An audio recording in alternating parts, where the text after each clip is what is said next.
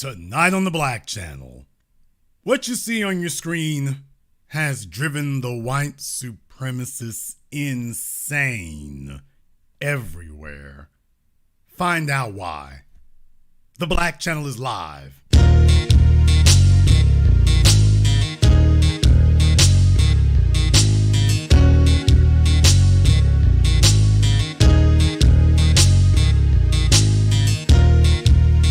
Unapologetic, unadulterated, and absolutely uncompromising.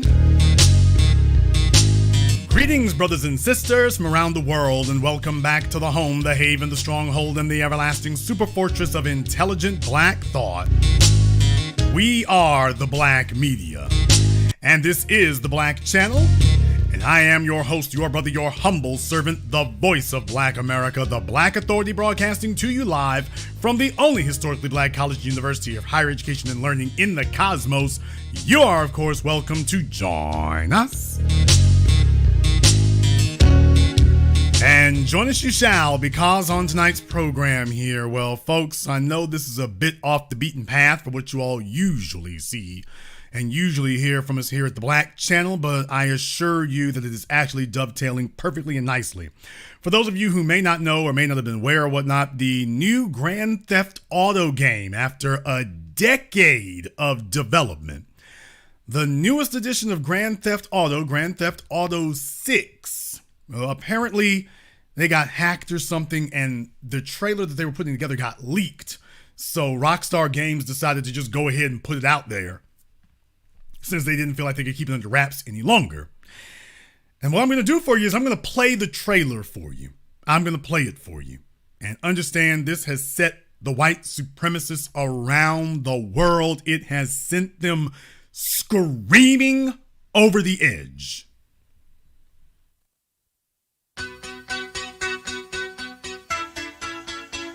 Lucia, do you know why you're here? Bad luck, I guess.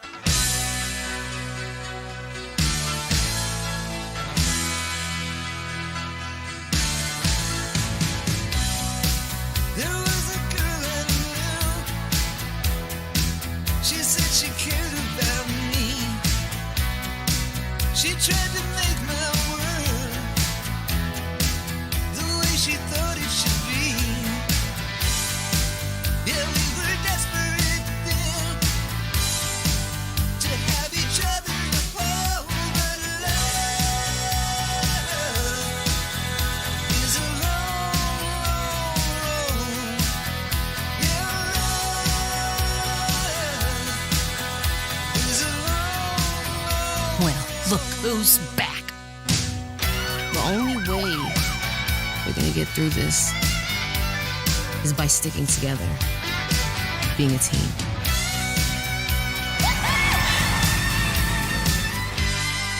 Trust? Trust.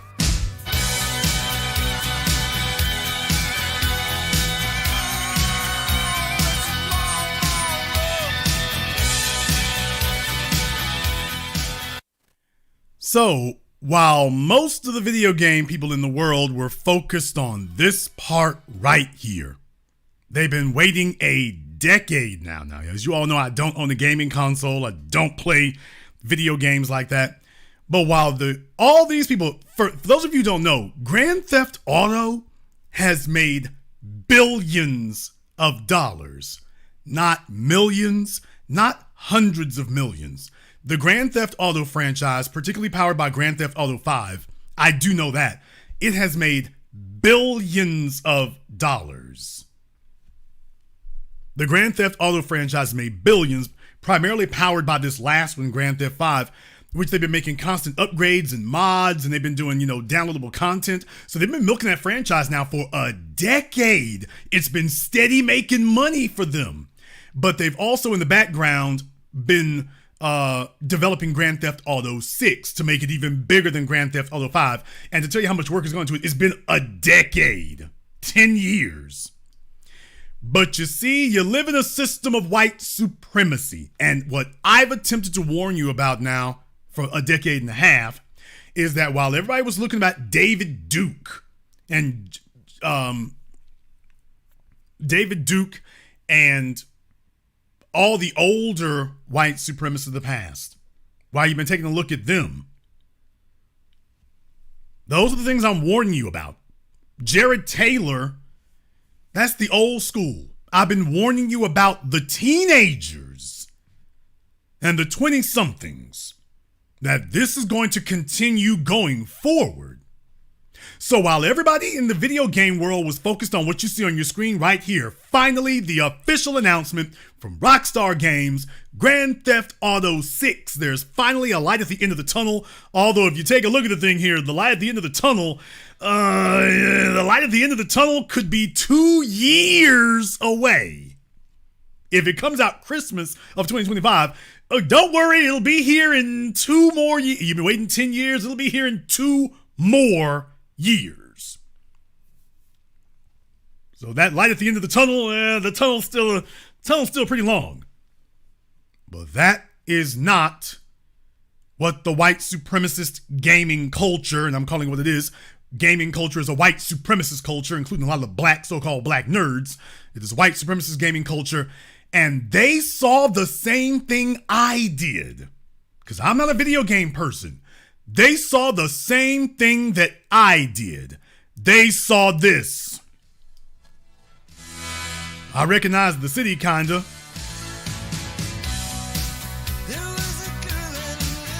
They saw this right here. When you got to this point, 22 seconds in, this is what they saw. They were incensed. Because the first time of them showing some females scantily clad, which is what Grand Theft Auto does, first time they did that, they're sitting up here filling the screen with a bunch of dark-skinned females. Unmistakably melanated. So they're introducing you to welcome to your new sex symbols. For the white fellas out there, welcome to your new sex symbols. This screen right here is the one that did it. And yes, the chick in the front wearing the blue who has a non-traditional body frame. Yeah, this right here sent them screaming over the edge. They went ballistic. They absolutely lost their minds all over Twitter, all over Reddit. Yeah, those places that are supposedly not white supremacist havens. All over Twitter, all over Reddit. They've gone insane. They've gone nuts. Now, first of all, anybody who's been to Miami knows this is what the beach in Miami looks like. But remember, this is not about reality. This is about I'm white and I say so. And what they're saying is that we have an image of what it's supposed to be. So even if that's not the reality, you are supposed to conform to it. And now the strategy is we're going to viciously attack anybody who doesn't promote our vision of a white hegemony. They went insane when they saw this frame. They literally have been sharing it on Twitter talking about there's no white people. Now, what I'm going to do here is show you a better still image of it. So you can sit here and see, you have folks, I mean, they're just outright lying now just because that's what white supremacists do. You can see white folk in the background. You see a white man right here. You see a group of females walking as a group. They do that all the time. This is a white dude right here, a white female right there. You see another white dude in the background. What you don't have is an overwhelming majority white image is what you don't have. That's the only thing you don't have. It's just that the image isn't overwhelmingly white. It's not overwhelmingly white. That's the point. It isn't overwhelmingly white. And what they're letting you know is that they're going to jump, that their definition of woke, now they're coming out and having to tell the truth. Grand Theft Auto 6 is woke. It's woke. The game isn't even out yet. This is just the trailer. Y'all just saw the full trailer, but this image on the beach is what they're focusing on. They're focusing on this part on the beach. They're focusing on the still image of that. You can see all these white women, and what they're telling you is it's not white enough. It isn't white enough. It needs to be dominantly white. Black people need to look like they are aliens and strangers here. It's not dominantly white. So now they're having to come out and tell the truth that when they say woke, woke means black. That's what it means. All this pretense about LGBT and all the other garbage. No. Woke is a code word and a dog whistle, and it's not even a dog whistle anymore. Now it's just a bugle blowing. Woke is black. It's to warn them. It's black. There's black folk here. Because what they're upset about is that for the last 500 years, they have not had to compete. And particularly for the last 100 years, they have not had to actually compete. It was given to them, including the power of image controlling in a society. That was given to them. That was given. And what they're telling you now is how hypersensitive they are to it, that even if this is not the literal reality, they are demanding that you do not acknowledge reality, that you simply repeat whatever it is they've been telling you. Well, if we say it's still majority us, damn it, you go with that. So in other words, the young white culture today is embracing, as I've warned you for over a decade, the South Africa apartheid strategy. The young are adopting it now. That even as the society goes to being minority white, they will still demand that everything you see, everything you buy, everything you indulge in must be majority white controlled. That they can be a numerical minority, but they must remain the socioeconomic majority, regardless. So this shot on your screen sent them screaming over the edge. They've been putting up videos. They've been putting up endless posts. They have just gone ballistic. They have been enraged. They don't give a damn. It's just this sent them over the edge that you would dare to show the first, because what you're seeing on your screen is very, very important. For those of you who don't understand video games, video gaming, things like that, there are things that folks look for. What they're looking for in Grand Theft Auto is what they call an open world concept, which they've been refining in video games now for the better part of 15, 20 years. Still don't totally have it right yet, but it's moving in that direction. So you have this giant open world concept.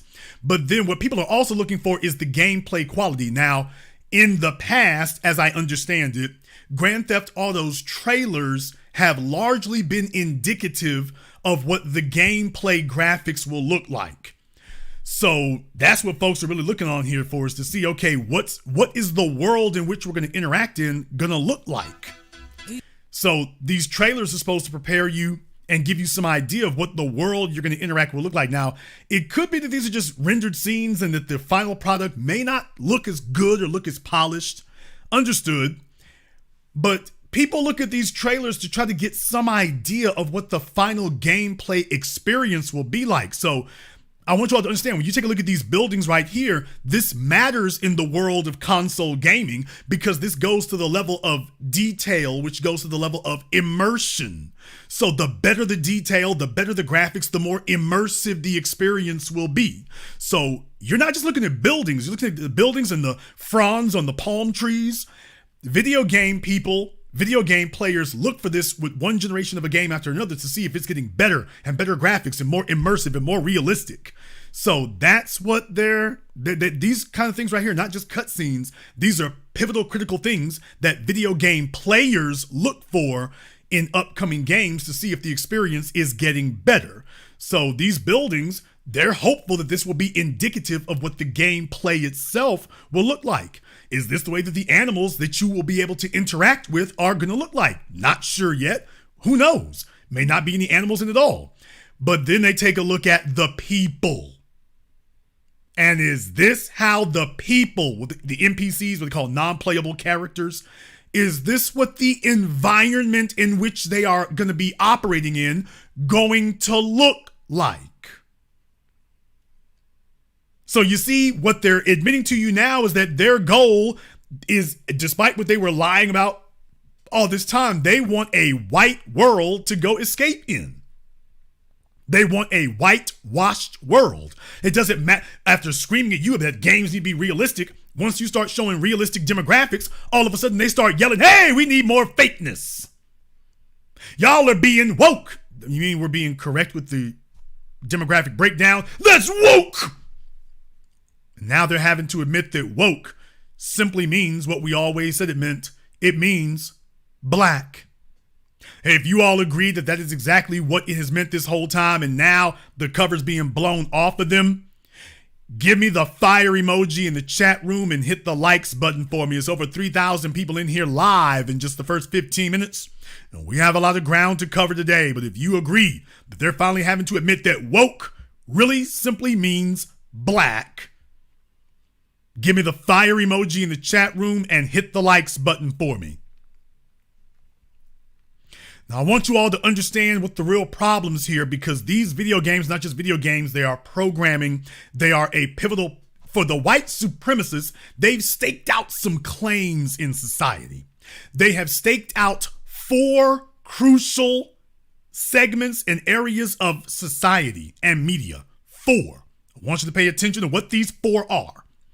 Number 1, video games. Number 2, comic books.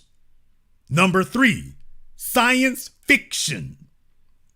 In case you all were not aware of that, anything involving science fiction, and we're going to come back to that here in a little bit, they stake that out as well. And then lastly, what you call sword and sandals. So anything dealing with pre-colonial history. Those are the 4 elements that they've staked out their claims on, and that they are going to fight to the death viciously. So when you start talking about anything from the BC world, that's when they demand that you whitewash it. That there are only European empires, only white empires, Lord of the Rings, Game of Thrones. No, there is nothing else. You start talking about Africa or something, all of it, no, there is nothing else. The pyramids, those are white people. Sub-Saharan Africa, those are white people too. So in other words, the goal becomes we erase you from anything in that history. We erase you from science fiction. So when it comes to the past, black people have to be erased. That's sword and sandals. Conan the Barbarian, so on and so forth. Black people have to be erased from the past. And then science fiction. Black people have to be erased from the future. That black people didn't exist before. You've only been here for a brief amount of time, and they're going into the future, you will eventually not exist again. Recognize what the message is they're trying to send to each other. That the people who are the first folk on the planet and the most dominant folk on the planet, you don't exist before we colonized you, and science fiction, and you don't exist in the future either. We're the only constant. The last people to show up on Earth suddenly have become the first people and the eternal people. That's what the point is. Now you have to deal, when you're talking about video games, non-playable characters, you're taking a look at this environment, the polygon count is out of this damn world, the 3-dimensional realness of it is certainly progressing, it's getting better. It's not photorealistic, but it's certainly getting better. And they don't like that. So when they're sitting up here showing these cutscenes and clips and whatnot, okay, you got some, it's like a white girl sitting up here in a convertible, going through what would be downtown Miami, coming back up Ocean, actually. Looks like they'll be coming up that bridge that goes out to Ocean. So anybody who's been on the bridge that takes you from Brickell and whatnot all the way out there to Ocean to the beachfront, driving past the Norwegian cruise line dock. So, okay, this is not anything. I've been to Miami several times. I've literally never seen people doing this, but is Grand Theft Auto, so everything's going to be extra? Okay, I get it. Doesn't bother me there. All right, fine. I've certainly seen this part right here, although these cars are outrageous. You don't really see this. This is like a mix of LA and something else. They turn the volume up to not 11, but 12. I've literally never seen really cars like this stacked together in Miami like that, but you know what? Okay, fine. They're being extra. It's a video game. It's supposed to catch your attention. It's supposed to be a parody and an amalgam of certain other things. Okay, fine. I get it. Okay, I can rock with it. Okay, now we're in the strip club. So this is straight out your rap videos. Now we're in the strip club. It's not just black strippers up in there, but the white dudes were not happy. They were like, they were counting heads the whole time. They were not looking at the graphics. They were not looking at the evolution of the graphical processing. They're sitting up here doing a racial and ethnic head count. Wait a minute. What is the next generation of Grand Theft Auto going to look like? So they were doing a racial head count. They were counting how many black bodies there are. Doesn't matter if they're the majority or the minority. We doing a head count. The one nigga at a time rule is still in effect. And they're saying, hey, this game appears to be blowing the one nigga at a time rule clean out the damn water. Because understand something, like it or not, y'all, hey, it is what it is. Twerking culture doesn't come from them folks over there. Those white supremacist male incels, twerking culture don't come from them. So for them to take a look at a video game that has something that so clearly did not come from them, they're saying, hey, we are losing a cultural beachhead. You see, if it was a bunch of white women at a honky tonk, you know, like in the video game Duke Nukem and so many of these other white video games, if these were a bunch of white women like Tony Soprano with the bada bing, they wouldn't be saying nothing. So you see, it's not the presence of the strip club that bothers them. I want you to understand what the problem that they have is. Strip clubs being in video games is not new, but strip clubs that don't predominantly feature white women or what you would associate with as white cultural dancing, that is new. So they're they're cataloging all of this. They're checking all of it. They're marking all this territory and hey man, we're losing another one. Hey, where'd this come from? So they are culture warring their way through this. It sent them over the edge to see these things that they know where it came from. Now, Grand Theft Auto 5, I didn't play it, but I know like MC8 was in there, I think it was. You had a bunch of black dudes in there, as a matter of fact. So Grand Theft Auto 5 certainly had a lot of black gang culture, or should I say, made up, fabricated gang culture. I get it. Well, it wasn't an issue in Grand Theft Auto 5, but then again, I think the guy's name was Nino. Kind of focused on him, and the black fellas were more in the background, as I understand it. If I'm wrong about it, I don't care. But it wasn't really as prominent. This time, though, they're counting heads. They're counting heads now. They're doing head counts. Wait a minute. How many black folk gonna be in this? And they are counting every single black head as they go along. So these ain't just gangsters. No, you black gangsters. They're counting everything. They're counting everything. So you're here at the club. This part here, like I say, this, once again, you got the white woman sitting up here. They weren't complaining about that. Yeah, that's legit. But what they're saying is, hey, black head count. We count one here. We count one over here. Hey, y'all sure are. They're telling you diversity. They're pushing this diversity. It's called Miami. So what they're telling you now is their problem with, quote, diversity is we want to erase black people.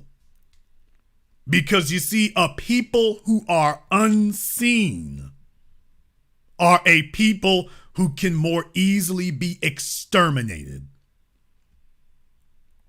And I mean literally exterminated. So if they can push you into the background and make it where you feel some kind of way about you even being seen, well, then in society, now we can gentrify you. Now we can ethnically cleanse you. Hell, now we can round you up wholesale and murder you. Now we can just do that wholesale. So the goal is to erase you. And that's why they're doing a head count. Because they're like, okay, how bad has it gotten? That's the point. How bad is it? Now, a lot of them were showing this. Now, for those of you who know anything about 3D graphics, this right here is the kind of thing you look for. You look for this kind of thing with 3D modeling, three-dimensional modeling and 3D graphics, because this on your screen right here, it's not just a woman wearing a bikini. When you're taking a look at some of the Boolean graphics, and I'm getting inside baseball, but when you take a look at some of the curves and whatnot, that can be hard to do in rendering. So you want it to look realistic like it does with the human eye to a real person. Also, when you're making a three-dimensional model, you know, that where the wrists meet the hands, and sometimes can get janky, arms bending because you're dealing with 3D polygons and not human flesh. So getting it to react and look the way that it does with a human being bending their arm behind their heads without it looking all crazy, that's very hard to do. It's difficult. It gets to be very, very tricky. So people who play games, not just people who make games, but people who play games, take notice of things like this. So this chick standing here with the white bikini in GTA 6 represents several steps above what it used to look like in GTA 5. Now, whether or not this is truly indicative of what the gameplay will look like, nobody knows. It's the damn trailer. But if this is indicative of what the final gameplay will look like, or if this is even a closer approximation of it, then the next GTA is going to be a serious step above GTA 5. Those are things you look for. So to the white supremacist incel nerds, this is what they want to see. They want to see a fake, artificial, three-dimensional video game created female that they can lust over, because that is what allows it to be immersive for them and still be able to maintain their white credentials. They ain't trying to sit up here and have you throwing some black women in front of them. It doesn't matter what they want their dirty brown chocolate secret to be. With the video game thing, this is a battlefield. Video games are a primary beachhead in the white supremacist racial culture war. So they are monitoring these things because, as far as they're concerned, the progress of video games, the progress of movies, the progress of science fiction, the progress of historical stories, that is also a very clear marker and indicator of the health of so-called white European culture in America. That's why this is so critical and so crucial to them. That if the world is going to be taken over by artificially intelligent 3D digital females, that digital future must be white.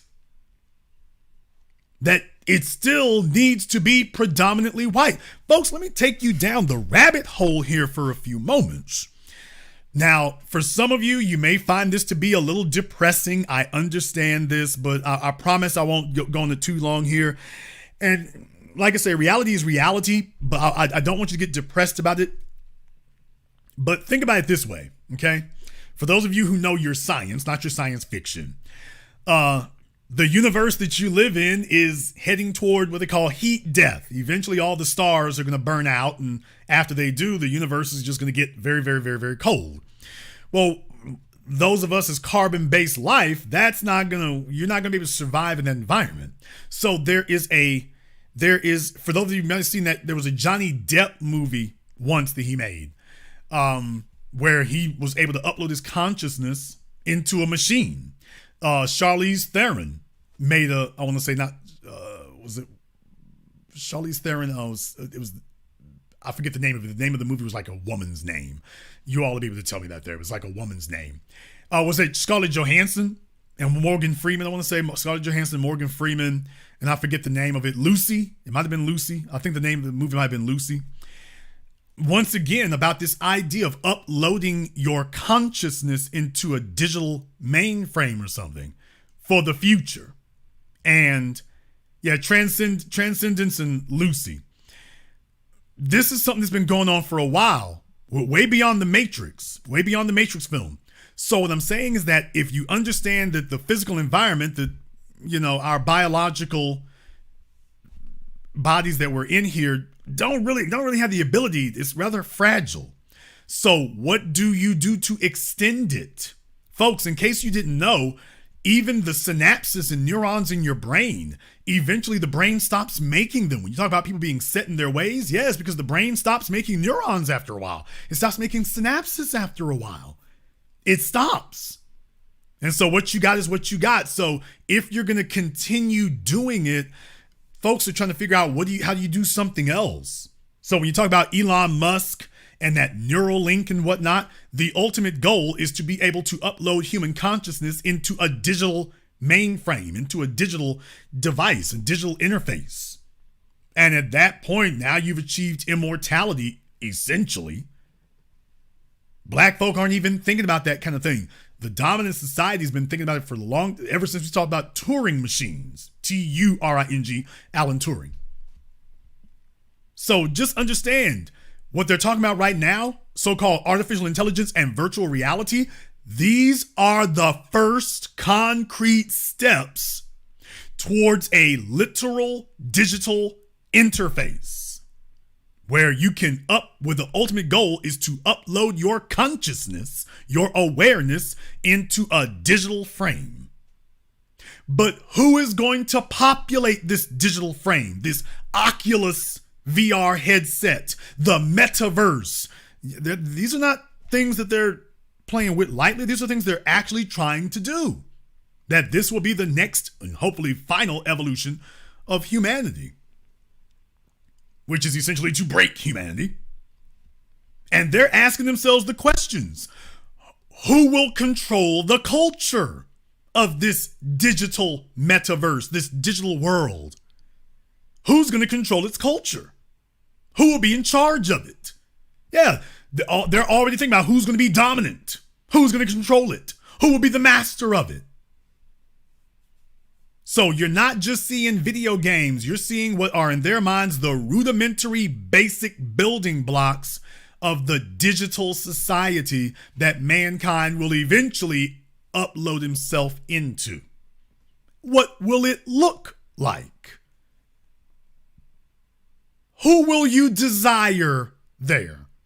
What will be the optimal form? Because you see, if that digital future is just gonna look like the past or the present, they're like, oh, to hell with the future. Damn the future. If the future isn't gonna be white, then to hell with the future. That is why they are clocking it so seriously now. They are literally saying, hey, if the future ain't gonna be white, to hell with it. That's why they are monitoring it and bird dogging it and putting a vice on it. So yes, this video game means everything to them because they are taking this as a marker of what it will be. Oh yeah, by the way, one more thing. This woman here, take a look at her hair. I'm going to back it up. I want you all to take a look at her hair. For those of you who played Tekken 2 or Metal Gear Solid and you saw some of the hair dynamics in those games, you all know that hair dynamics have been janky for a while. Take a look at this woman's hair. So having realistic hair and don't look like a bunch of crazy strands, realistic hair dynamics, that means something. The gamers and folks who pay attention to that kind of thing, that means something to them, man. That means something. That means a lot to be able to see those graphics replicating your genes. That means a lot to them to be able to do that.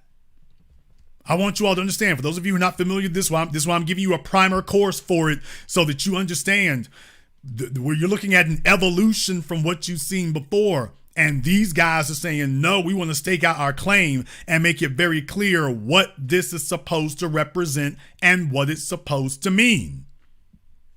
Now, you got the word vice. Folks, vice.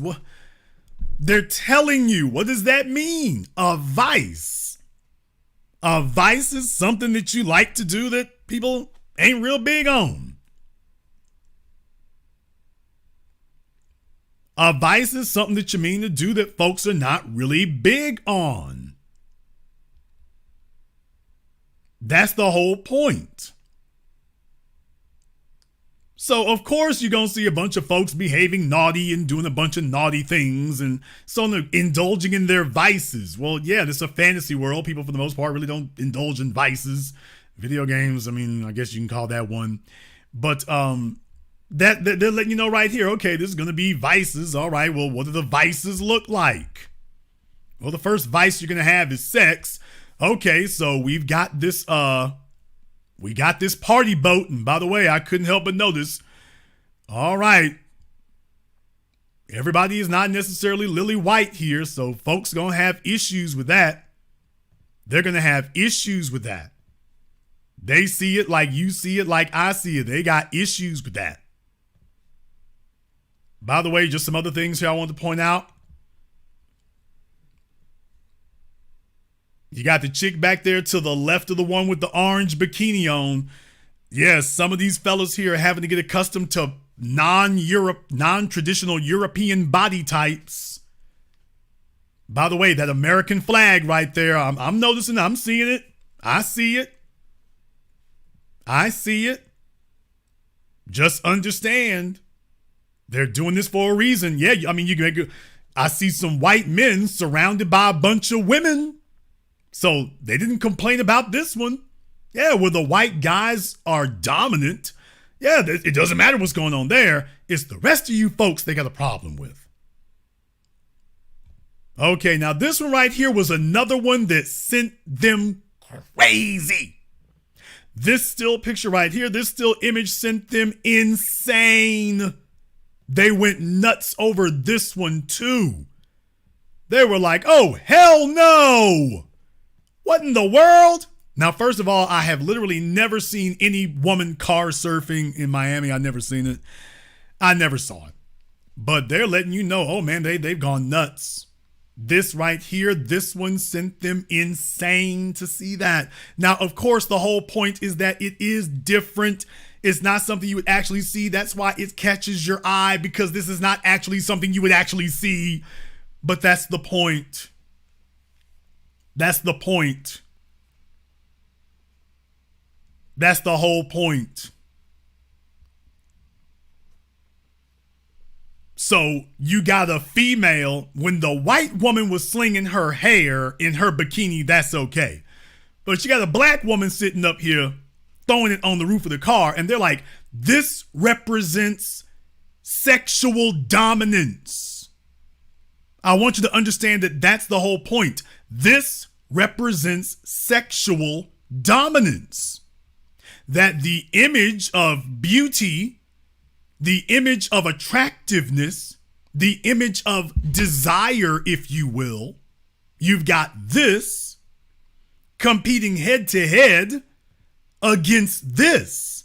And the most uncompetitive people on the planet, the white supremacist males, are scared that this gonna win. Because they look at the NBA, they look at the NFL, they look at music. This been winning for decades. So they're terrified that this ain't gonna cut it anymore, and that what will is gonna be drastically, radically different and something that they don't control. They are terrified of that. This represents a monstrous change in their eyes. That their idea of beauty and their idea of attractiveness and desire, that is plain, it's vanilla, it's basic, it's old, it's dated. That's the issue that they have, and that the young sporty things, the next generations, that this is what the young and the sporty and the vibrant, that this is what they want to be. Something that these people have no control over. That's what they're concerned about. They have no control over this. They don't have cultural dominance over this. This is something that they can't be culturally dominant over. And every time they go head to head with us in this area, they lose. They lose horrendously. So they are fighting mad over this trailer. They spent their whole damn time counting heads on it. How bad has it gotten? It's gotten so bad that the amazing Lucas, folks, has hell frozen over and thawed out. This is what Lucas got to say, folks. You all know obsession isn't healthy, right? Oh my goodness. So I think we've all have seen Grand Theft Auto 6 trailer, okay, in all of its glory. Now, upon this trailer coming out, there has been, an uproar of people who have been praising it, but also there's been a backlash of those individuals, you know who they are, the lineage of evil, who are screaming and crying, talking about it's woke, it's woke. Rockstar has gone wokety, wokety, woke. And they have gone so far with this woke mindset. Y'all has hell frozen over and thawed out? Okay, boy, does this go under a broken clock twice a day? Did something happen? Did Becky let him, I don't know what's going on. All right. Maybe we ain't checked in on him in a minute. All right. Maybe we haven't. Okay, was something done changed?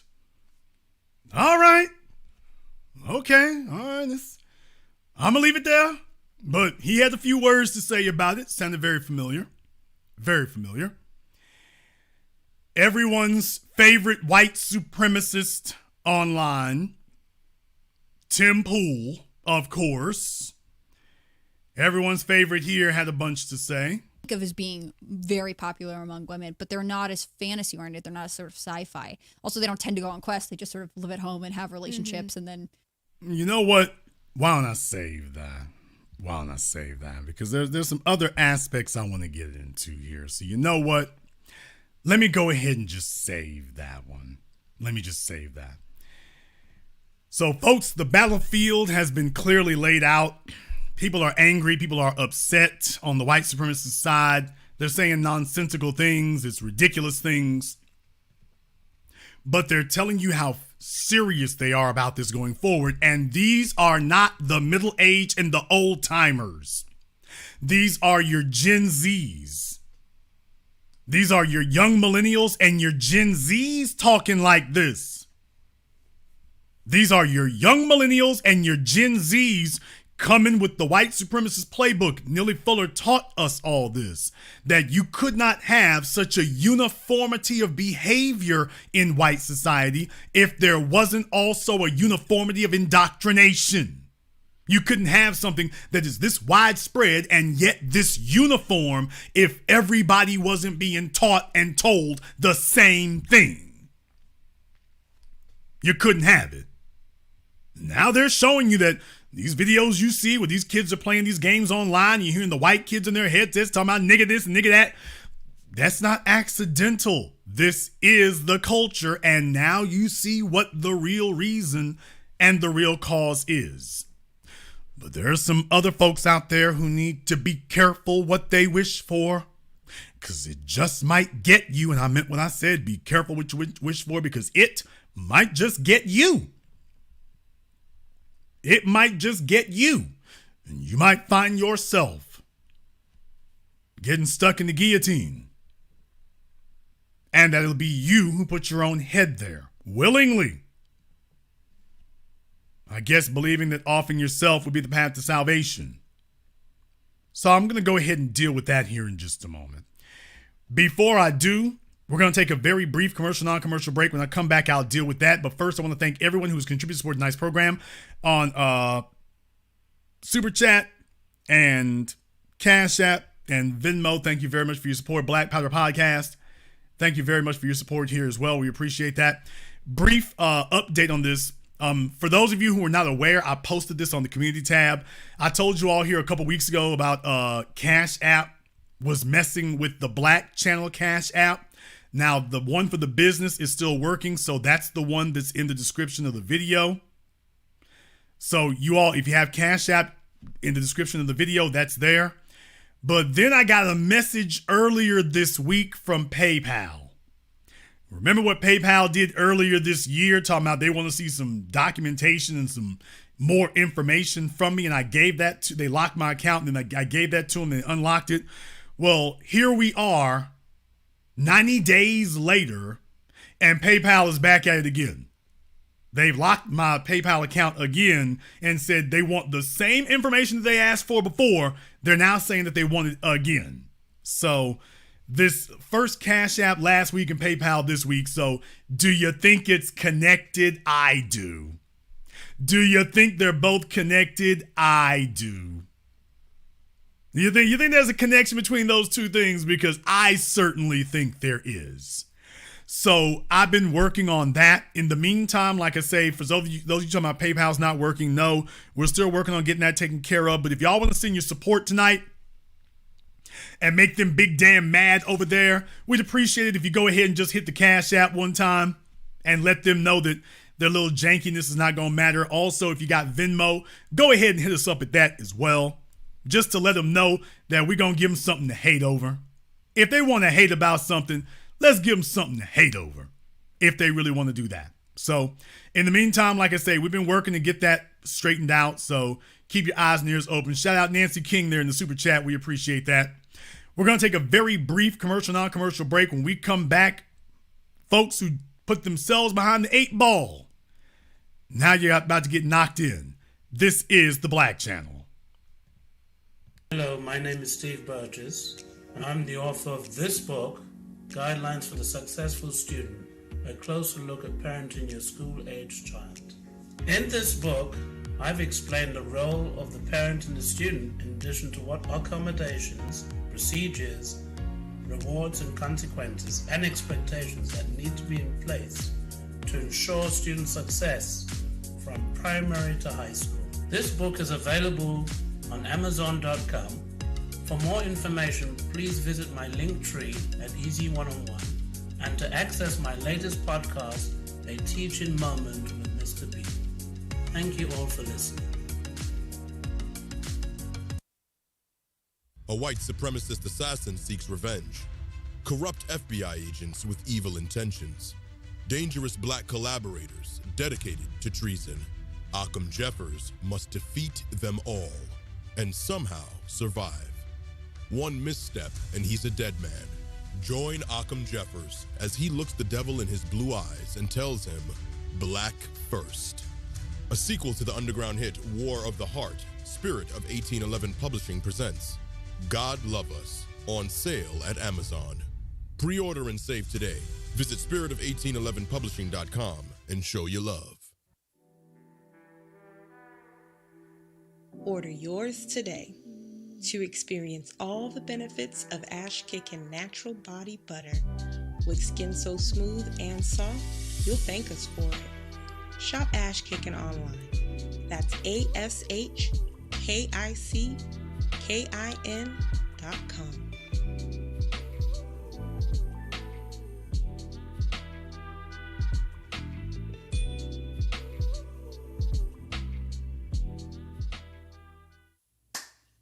Hi, this is Brenda Starr, creator of Poetry with a Purpose and author of the book Pressed But Not Crushed. Pressed But Not Crushed is an anthology of political poems that address current and historical issues in American descendants of slave population and African American population. The book describes slaveries and its residuals, Jim Crow segregation, social depredation, and other relevant issues to American descendants of slaves and African Americans, including the current political climate that does not address our issues.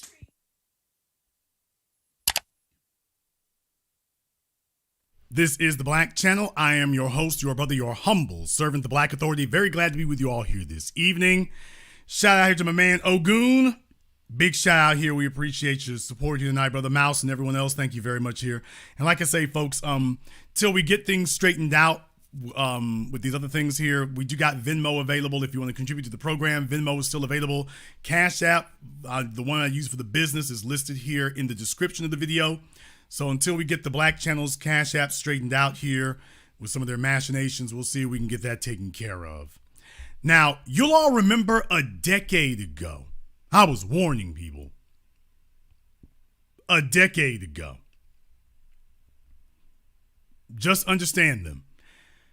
A decade ago, I was warning this society that after George Zimmerman, I was warning them that when you had all these white women on Fox News and MSNBC and CBS caping for George Zimmerman, I needed to give them a reminder to remind them that, by the way, in case you all have forgotten your history as Europeans, the first slaves of the Europeans were their own women.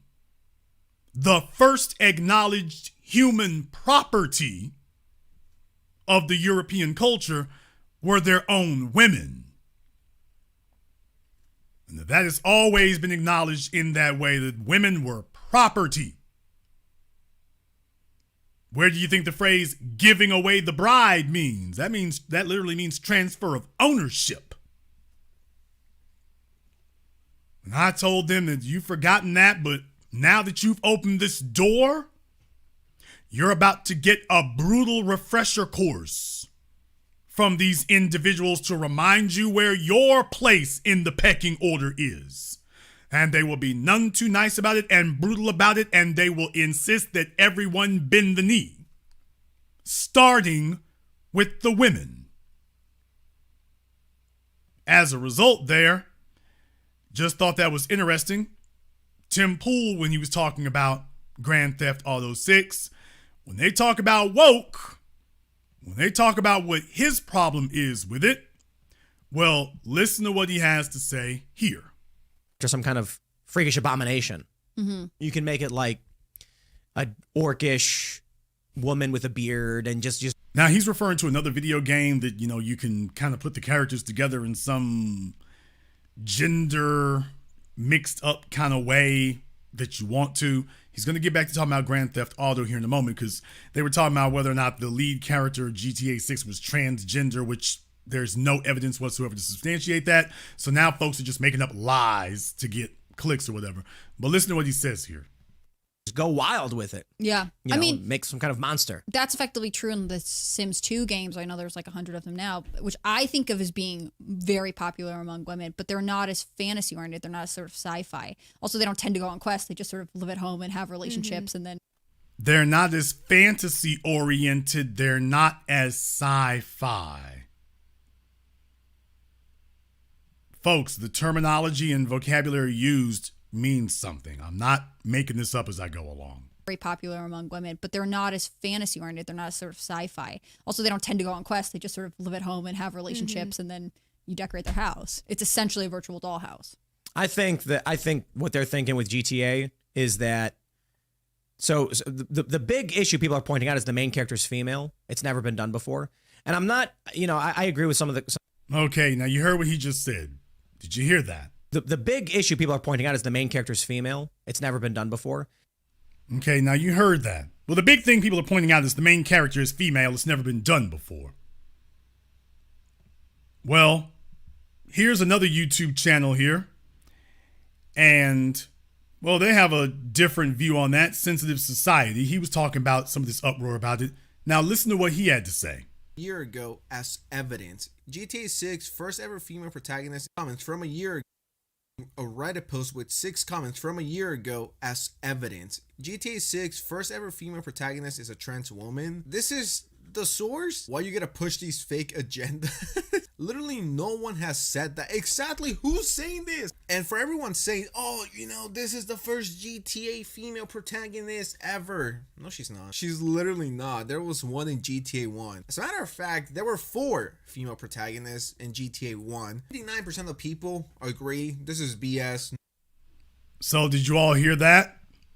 This is Tim Pool, whose YouTube has boosted him and made him a multimillionaire with Joe Rogan. This is who they transferred their wealth to, Tim Pool, so that he could sit here and have all the resources necessary to sit up here and hand out this sewage. But by the way, is that so the big issue people are pointing out is the main character's female. It's never been done before. The big issue is that the character is female and it's never been done before. No one has said that. Exactly who's saying this? And for everyone saying, oh, this is the first GTA female protagonist ever. No, she's not. She's literally not. There was one in GTA 1. As a matter of fact, there were 4 female protagonists in GTA 1. Yeah, but this was before Charlottesville. This is before they handed off the baton to the young alt-right. So you see, they don't know anything about that. They're going to tell you that they've been playing GTA since the very first one. They're going to tell you that, and then they're going to sit up here, oh, sorry, we didn't realize that. Now, Tim Pool will sit up here and tell you that he played all the GTAs now. He said that, and yet, oh, you missed that one? You missed that? You missed that one? So just understand that's where they're coming from with it here, is that this is about establishing a solid white male structure. That's their whole point. Not even talking about women in video games, because just sticking with this one here in particular, because there's a special interest that they have in the Grand Theft Auto franchise. The Grand Theft Auto franchise represents something. It represents something. I'm going to come back to that here in just a moment. We're going to go ahead and let Tim Poole sit up here and bigot babble for a minute. And I'm not, I agree with some of the counter critique. It's just because they make a character that's female that you play does not inherently make the game woke or whatever. They might be thinking like, well, yeah, we've done nothing but dudes. I mean, maybe we make a female character. But I'm just, if you guys have played GTA. We all know what the boys say about the word but. He said, I agree with the counter arguments to it, that just because there's a female in it, that doesn't make it woke. Really? Really? So having a female makes it woke? Not really. But then he says, but. We all know what that means. But neutralizes everything you said before but. Some of the counter critique. It's just because they make a character that's female that you play does not inherently make the game woke or whatever. They might be thinking like, well, yeah, we've done nothing but. Is there anything that is white male that is woke? How do you know this is bigot babble, folks? Because is there anything that is white male that is woke? And if you're going to tell me that there's nothing that is white male that is woke, then what you're saying is woke is your word for not white male. And that is hardcore Nazi racism when you get to that point, which is where they are. Dudes, I mean, maybe we make a female character. But I'm just, if you guys have played GTA, right? Yep. You've never played GTA? No, I've never played GTA. You guys, look at this. See, we're not the target audience. No, we're not. Why would I want to pick up a game where I'm going to run around opening fire onto random cars, mercilessly beat people in the street, steal things, and there's a whole lot of other really awful things you can do in the game, but do it as a woman. It's like, okay, in every game, you're a guy and you can run around and just beat random people and shoot them and just do all this. Why would I want to do that as a woman? Folks, they're all their favorite fighting games. Mortal Kombat, Street Fighter, Tekken. All of those have female characters that these guys have never expressed a problem playing as a female character before now. It was never, before Charlottesville, you didn't hear this kind of talk. Now, all of a sudden, so now we're going to throw out Tekken and Street Fighter, and now all those going to get tossed out because you guys had no problem with those before now. Not before now, you didn't. Now he's telling you, I don't know if I can play a game as a female because, and then did you hear what he said was the reason why? Opening fire onto random cars, mercilessly beat people in the street, steal things, and there's a whole lot of other really awful things you can do in the game. That sounds like criminal behavior, man. Unrestrained criminality, but there's also another word for that. That word is vandalism. So in other words, this game is a barbaric vandalism fantasy.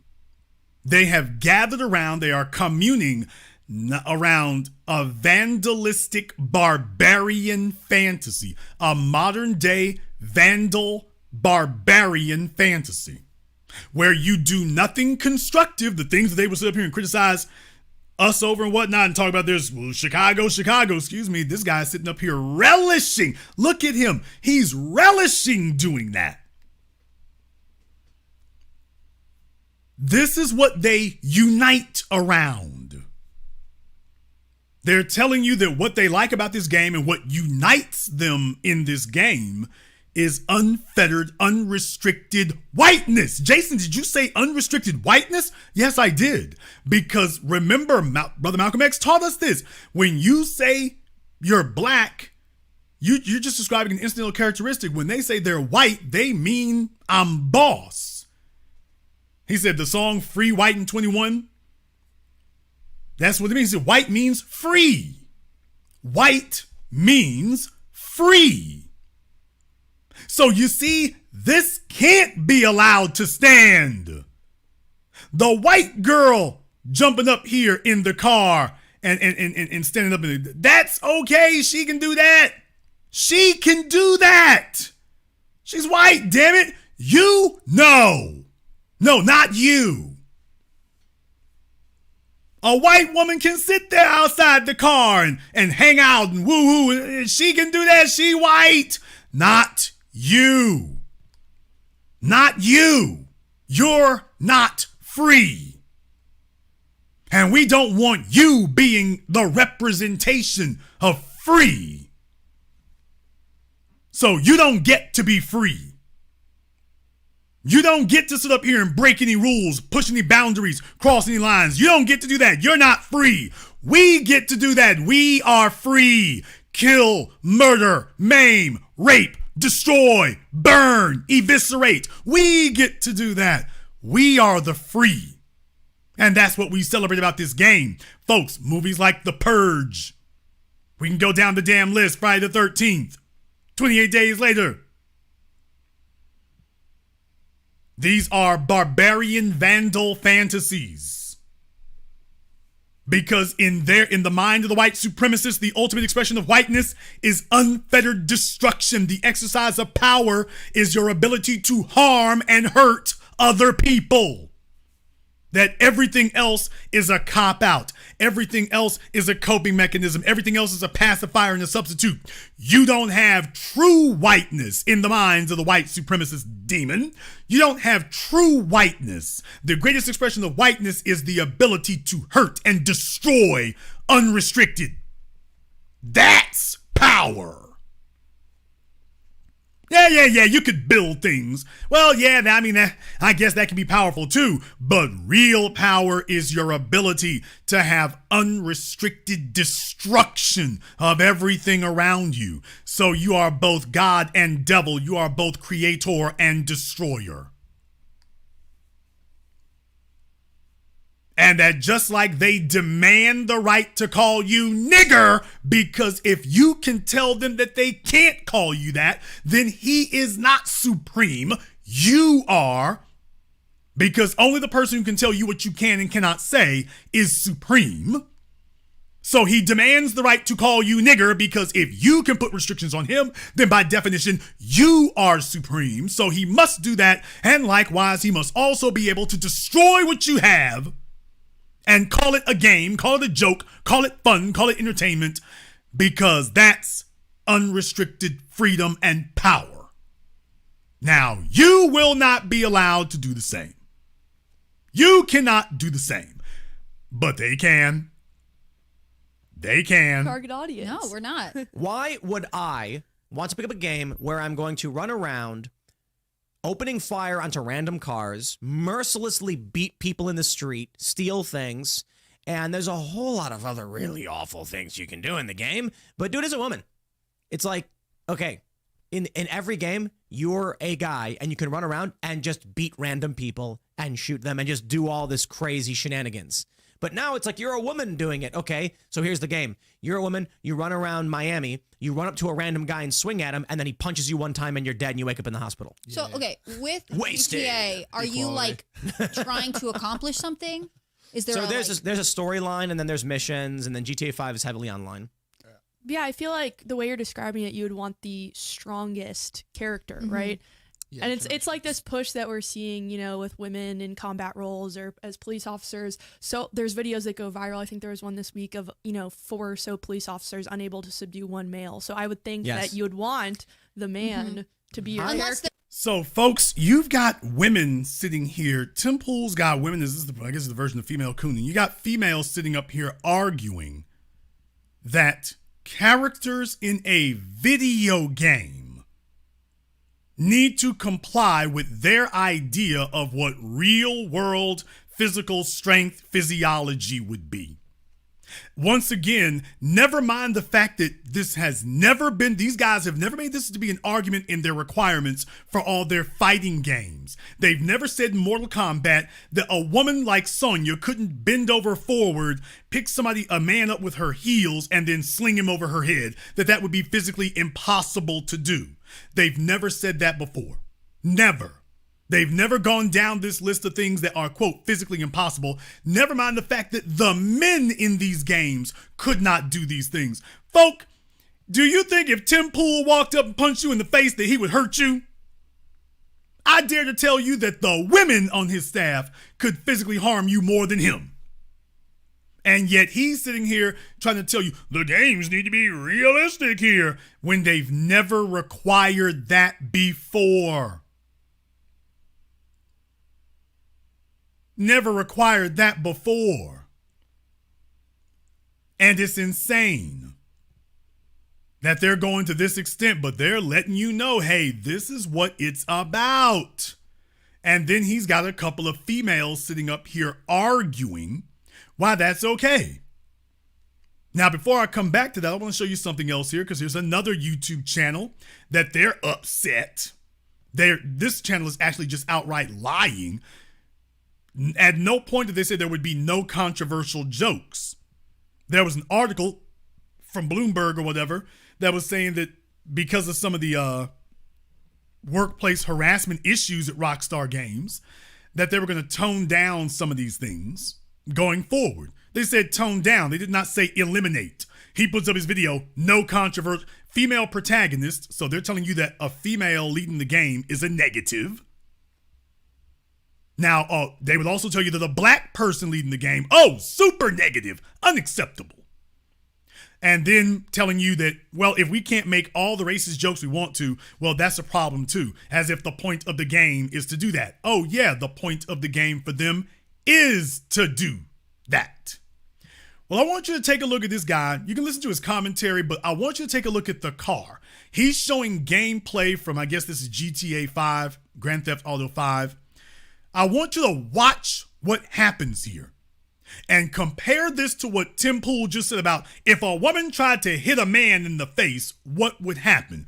Okay, good. Since Tim is saying that Grand Theft Auto is the epitome of abiding by real world physics and real world physiology, let's take a look right here and see how strongly Grand Theft Auto, this Grand Theft Auto 5, has adhered to real world physics and real world physiology. Did it. We cured sexism. Now, when you go around killing cops and hookers, dealing drugs, opening fire on crowds in public places in this video game, it's all good now, because it's a female lead. We're so sorry that we made all those bad jokes years ago in an attempt, by the way, to bring them to light, right? Because that's what GTA games do. They show you how fucked up the world is, and they do it in a funny, entertaining way that makes parody of it. But we're so sorry that we did that. We said those bad things and made those horrible jokes. So here's a woman. But we're so sorry that we did that. We said. Folks, now you don't have to be a physicist to take a look at this and say, by the way, if a car does this in the real world, what happens to the car and the driver next? Well, according to Tim Pool, they play these games and what would happen in the real world? We all know what would happen in the real world if a car did this. Those bad things and made those horrible jokes. So here's a woman character and a whole bunch of other bullshit to go along. Not a dent on it. The car just did a cannonball off of a cliff. And according to Tim Pool and the white supremacists, realistic people, the people demanding realism, by the way, this is a common thing in GTA 5, and to them, what? Now this is perfectly realistic. Now a woman punching a man, this here is perfectly realistic. Along with it, probably gonna identify as they, them. I guarantee, watch, just watch. See, what we haven't been paying attention to, fellas, and the reason why so many things are woke nowadays is because in the last 10 years, there's an entire... Folks, now if you were watching a video on YouTube and a car just did this,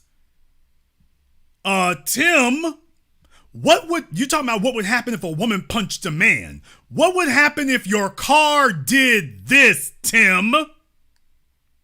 What would happen in the real world if your car... So you're not telling us that you're losing connection to the fantasy because you see a car do this. We on some Fast and Furious stuff. So this didn't break the illusion for you. This didn't break the immersion for you.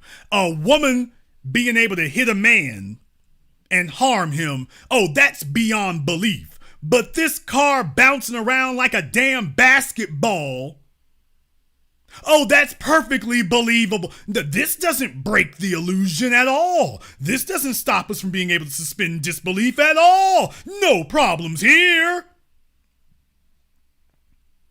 Folks, the white supremacist is not insane. The white supremacist, however, is an evil, devious individual. Which I guess if you stay there long enough, it mimics insanity so closely that you can't tell the difference anymore. But by the way, Tim just sat here and told you about why he couldn't, what would realistically happen. It's like, okay, in every game, you're a guy and you can run around and just beat random people and shoot them and just do all this crazy shenanigans. But now it's like you're a woman doing it. Okay, so here's the game. You're a woman, you run around Miami, you run up to a random guy and swing at him, and then he punches you one time and you're dead and you wake up in the hospital. So, okay, because otherwise that would never work in the real world. And this does?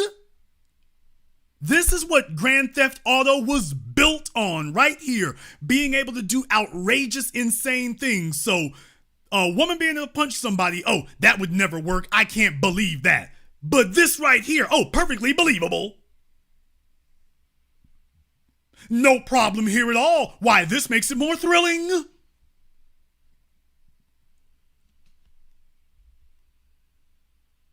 The white supremacists are by far the most evil people that you will encounter, bar none.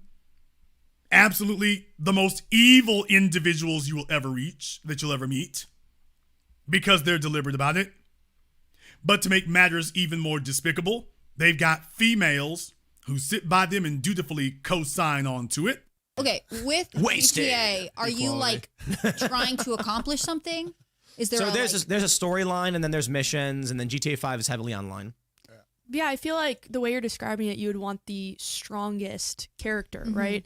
Yeah, and it's like this push that we're seeing, you know, with women in combat roles or as police officers. So there's videos that go viral. I think there was one this week of, 4 or so police officers unable to subdue one male. So I would think that you would want the man to be your character if you're playing this game. Unless their storyline is like she's going to go beat up her ex-boyfriend who's the reason she's in prison anyways. No, look. I've played every GTA since the first one on PC, which was a top-down view, and oh, you played the very first one, Tim? That's very interesting because you said that there's never been a female protagonist before, remember? This ever. No, she's not. She's literally...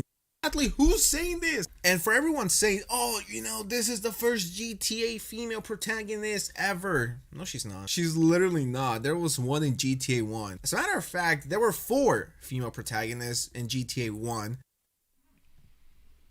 Yeah, by the way.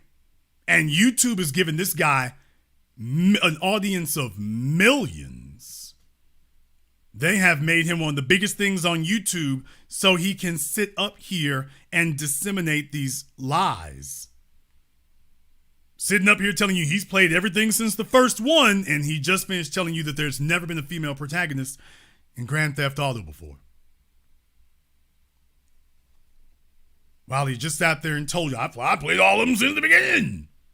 And now he's telling you that he demands realism in the physics of the video games he plays. Why, he demands and insists on realism. Otherwise, I can't believe this and I can't immerse myself in the experience. There's no way that would work. All right. Like you can barely see your little guy and you're running around. It's funny. Then GTA 3 comes out and it's 3D and we're all excited. I have never played the missions. Never. The moment I get GTA, I turn it on and I immediately just walk around, steal a car, crash into buildings, launch in the air, explore the map, and just go totally hog wild.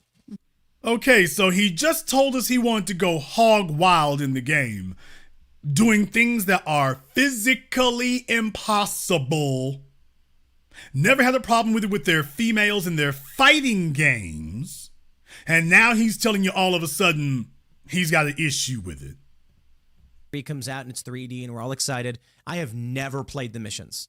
Never. The moment I get GTA, I turn it on and I immediately just walk around, steal a car, crash into buildings, launch in the air, explore the map, and just go totally hog wild.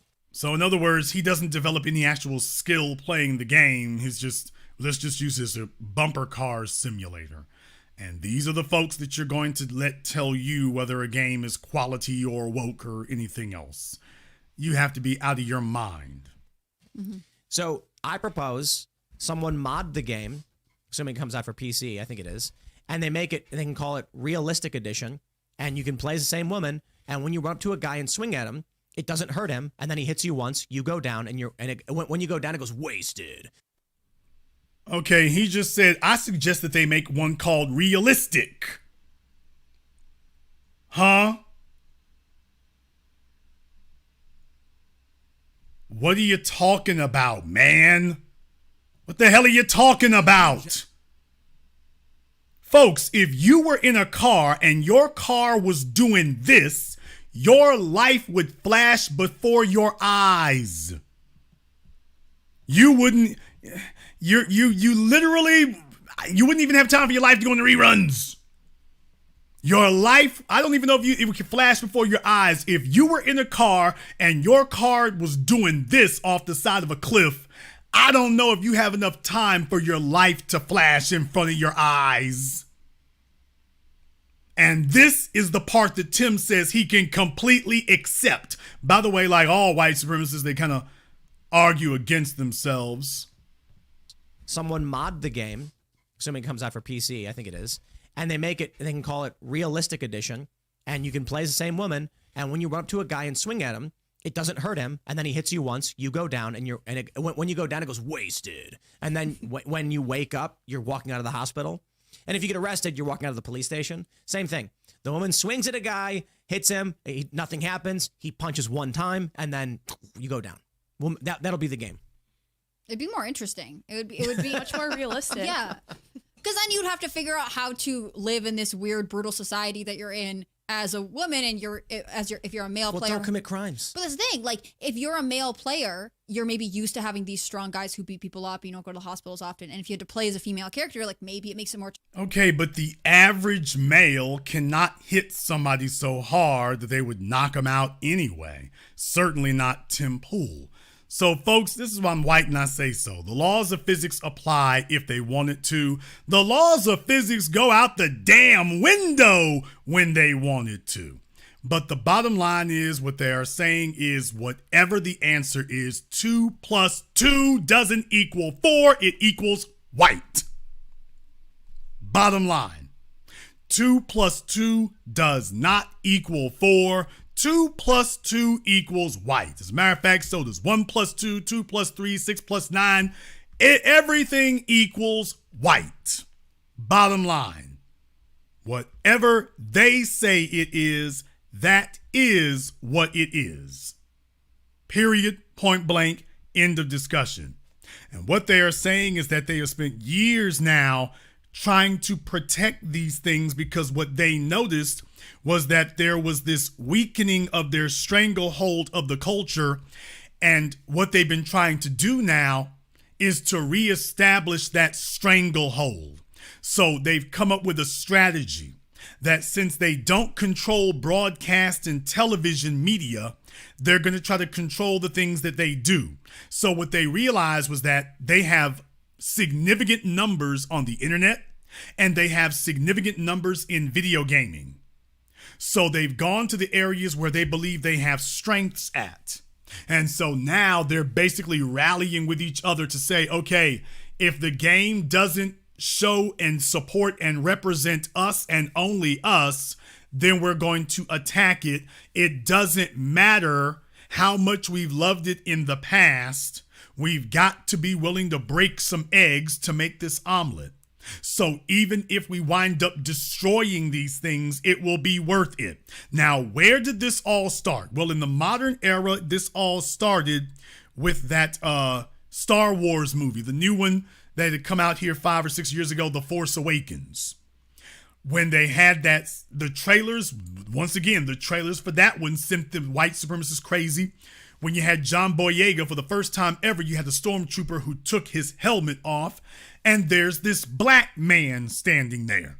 You all remember these same white supremacists on YouTube. They went absolutely insane because their geek culture, as far as they're concerned, their stranglehold on what they wanted to have as geek culture was now crumbling. That all these decades they had it in their minds of what a stormtrooper is supposed to be. Well, it's going to be a white man, obviously. And then Star Wars showed you, nope, actually it can be anybody. Cry foul, no way. And they, as you all remember, they went insane. They lost their minds. They went berserk over that. After all these decades allegedly of loving Star Wars, they went berserk over it. They went berserk. And what they're showing you is that that is what they consider to be their cultural property.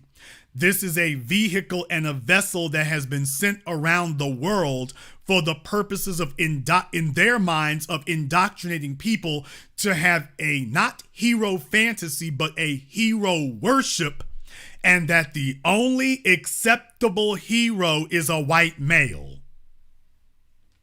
And that any attempt to change that up must be, and now in the modern era, it used to be something that you let bypass. Now they're like, no, you got to fight for every inch.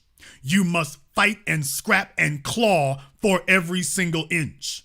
Now, never mind the fact that in the Doctor Strange movie, for example, in the Doctor Strange movie, in the comic books, another place they've been fighting to hold on to things, the Ancient One was an Asian male. But in the Marvel movies, made by the same folks now, who did Star Wars, same people, they changed it to a white female. Well, Tim Pool and the boys, or the girls, they didn't have anything to say about that. That wasn't something that they had an objection to. There weren't a bunch of videos. They didn't call, that wasn't woke. None of that was woke. None of that was cultural appropriation. None of that was race swapping. They never used the word race swapping. That only became a term when they saw white characters get changed with their race. But when you were using turning non-white characters into white people, no such thing as race swapping. Ghost in the Shell with Scarlett Johansson. They changed an Asian female to a white female. Tim Pool, the Quartering, and the rest of these online white supremacists, they didn't jump up beating the drum and saying, hey, you can't do that. You can't change that to a white person. They were just like, oh, well, just make alterations, man. It's a movie, it's all right there. So there was no outcry from them when that happened. If these guys were truly offended by that, why the hell were they quiet at the beginning when this was occurring? Why were they quiet? The movie Wanted. Oh, almost forgot about that one. The movie Wanted with Angelina Jolie and James McAvoy. In the movie, the character that Angelina Jolie plays, for those of you who've seen the graphic novel Wanted, you'll know that Mark Miller, that character was in the comic book that's actually based on Halle Berry, and it's not a white woman. It's Vixen. Her name is Vixen, is clearly a black female. But when they made the movie Wanted, they changed it from a Halle Berry allegory, a black female, changed it to an outright white woman. And none of these people from white supremacist geek culture said a word. Not a syllable.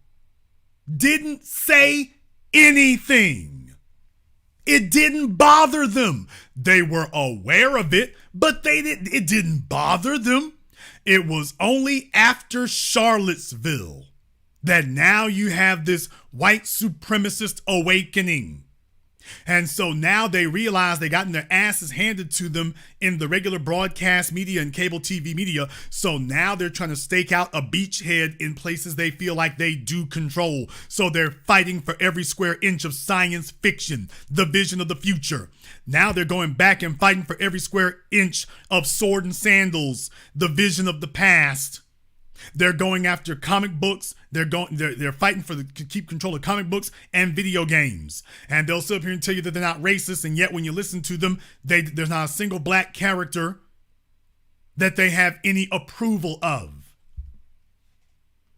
As a matter of fact, you let them talk long enough and they'll start tearing down whoever that is. The only acceptable characters to them are white males. The only ones. And not just white males, they must be white males in a position of leadership. They can't just be white males. They must be white males in a position of leadership. Everybody's got to be taking orders from them. Everybody's got to be watching them. Everybody's got to be looking to them for approval. Everyone has to look up to them as their ideological leader and their ideological icon. That's why they were so proud to see the Captain America become a big thing, because they're like, that's exactly what we want. A white, blonde-haired, blue-eyed white male representing the American empire that everybody has to look up to him because of his standards and his virtues. That's great. But then when they got him and Tony Stark, they're like, oh man, we got great. And Thor, now we have true Nordic barbarian culture. That was it as far as they were concerned. This is the damn future. All of them white males, 2 of them blonde-headed, blue-eyed. Don't you all understand how sweet that was? For them, that wasn't the sweet spot. That was ambrosia. That was delectable. As far as they were concerned, that was it. And in their minds, because the Marvel movie franchise became so gigantic and so huge, that to them was an endorsement of their white maleness. That, yeah, we really are as great as we tell ourselves we are. That's right, everybody loves us. Okay, but the problem is the movies were too expensive to make. Robert Downey Jr. was getting $30 million a film. You can't keep doing that and be able to afford to make the movies. So, of course, Robert's going to have to be retired because they can't afford to keep going forward. They can't afford to do that. Chris Evans made it very clear that if he had to make more Captain America movies, y'all gonna have to pony up a bigger check for him too, like you did for Robert Downey Jr. So guess what? You just told him we can't make no more movies with you. We trying to save money. Remember, that was the whole reason that they kicked Terrence Howard out of the Iron Man movies. It's like, yeah, you gotta take a pay cut. He's like, I ain't taking a pay cut of nothing. They said, okay, you're gonna get covered in the movies. We gotta bring these costs down. We gotta bring them down. Chris Hemsworth, they held on to him, but only as a bridge for these other films. But the bottom line is, it was business. After they got done with Infinity Saga, it's like, okay, we're going to retire these folks because we can't really afford to keep paying these actors the way we've been doing. So put an end cap on that. Let's find some new people and carry forward, like the James Bond movies. But the white supremacist males were like, no, we need this. You got to keep it just the way it is, because we need you to push what is truly American culture, its media and its products. You got to push this as a white male image into the future.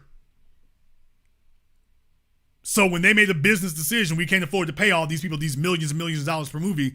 Otherwise, we can't afford to make, if you got a $200 million budget and you spending $90 million on actors, 3 people in the movie getting $90 million of a $200 million budget, you will not be able to afford to keep making these movies.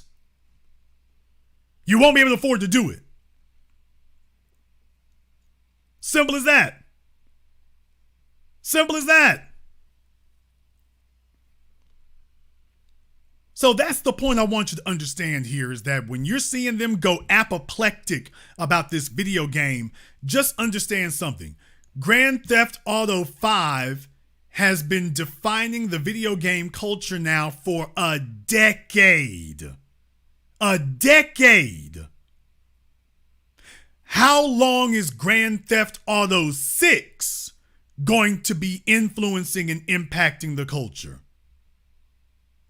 Nobody knew the Grand Theft Auto was going to have as long of a tail as it's had. How much impact is Grand Theft Auto 6 going to have? How long is it going to be reverberating through the society? How long is it going to be affecting things? Folks, do you all know how many rappers got put on because of Grand Theft Auto? Freddie Gibbs, I think it was. Freddie Gibbs and a bunch of others. Their music didn't get put on because of radio airplay. Their music got put on because of a video game. And Grand Theft Auto ain't the only one, but it's one of the biggest. That was what they doing. Folks, these TikTok is where hit songs are made today. Your video games, not your radio stations. TikTok, the internet, and your video games are where music careers are built and lit off from. That's where it's coming from. And because they keep updating these things online and whatnot, next thing you know is you can be sitting up here building these things for a decade. For the next decade, these things could be doing that. In the chat room, y'all listen off a bunch of other people in there. I mean, I'm just saying, that's what it's been doing. That's where these things are built from. You damn right, as far as they're concerned, if we can just seize control back and pressure and force and shame these people into making it in a white image, then you'll have these video games that only go to the benefit of white people. Yeah, you can co-opt elements of black culture, but at the end of the day, if these games are not being used primarily as a vehicle to enrich white people, then it's not worth doing nor worth keeping. And if you're gonna make a video game, and y'all know how these fellas sit up here and geek out over these artificial females and whatnot, they're like, hey, you can't bring us no black woman to sit up here and lust over and drool over?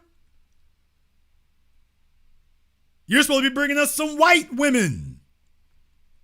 You're bringing us a black female to sit up here and lust over. That catches on, next thing you know, it's all over the damn place. Don't do that. We're not trying to have you sit up here and change that. Do not do that. So it is imperative to them, you all, when you're talking about your science fiction, Star Wars, Star Trek, no, you can have one little token black person. It cannot be a black person of any substance, any consequence, or any influence. It certainly cannot be a black character that is seen as taking the place of a white one. You want somebody like Will Smith who's going to make a one-off movie, but not a franchise of films where you're leading. We're not going to have that. We're not going to have it. Not going to occur. Forget about it. Yeah, it's fiction, but that's not the phrases that they use, people. That's not the phrases that they use. They say that these are the hallmarks of our culture. And now that they're losing on so many battlefronts, they're now having to break down and say that the culture that they're trying to protect is a white one. And that woke means black. Now that woke means black.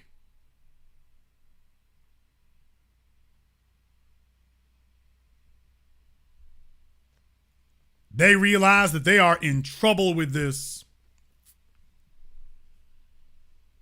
They realize that they are in trouble because if Grand Theft Auto 5 reverberated for over a decade, Grand Theft Auto 6 could do the same damn thing.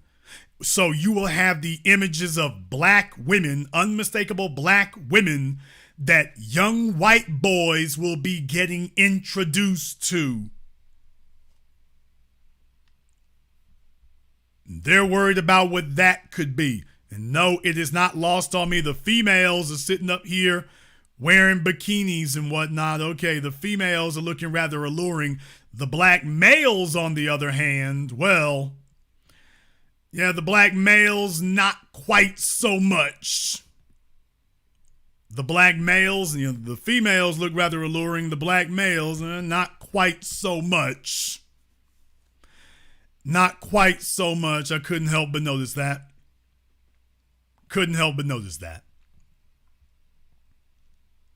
However, you might disagree.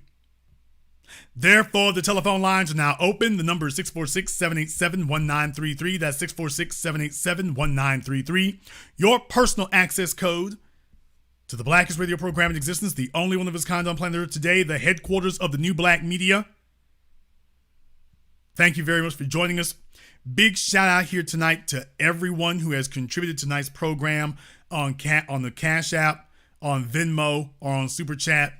I appreciate that because, like I say, we're only discussing justice. We're only discussing the right, and I don't mean the right wing. And we're under assault because we're making a difference. We're making a big difference. We're making a huge difference. And these folks can't control things the way that they used to be controlling them before.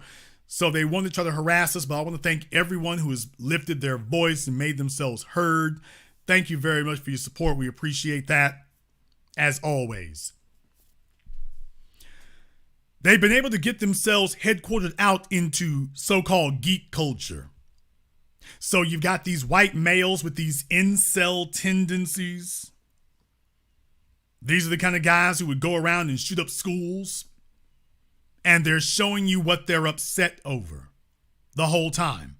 They are terrified about who is going to control the digital culture going forward. Who's going to control it? And they're letting you know how terrified they are that going forward, the digital future is not going to look predominantly white. And that they are engaging in a digital race war. And these are not a bunch of old men. These are not a bunch of middle-aged men. These are not a bunch of elderly folks. These are your millennials and Gen Z. Those are the ones who are doing that. We're going to go ahead and go over here to the telephone lines. Let me get caller from area code 206. You're on live with the Black Channel. What's your name? Where are you calling from? Good evening. This is Agnes. Okay, Agnes, where are you calling from? Seattle, Washington. Agnes in Seattle, what's on your mind? Hi. Seattle has a gaming culture with a lot of these incels. And quite honestly, it's small penis energy all the way around. Okay? A lot of these guys pull back into a fantasy world because they know they can't make it in the real world. Okay? They're taking their outlandish lies and garbage that any grade schooler could point out and laugh at them.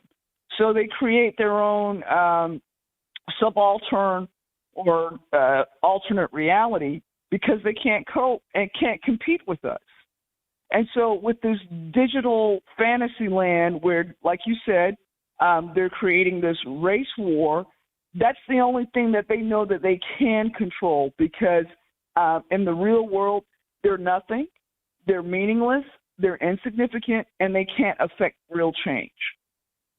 Very good point. I mean, you can write this like writing a story. You can write digital code.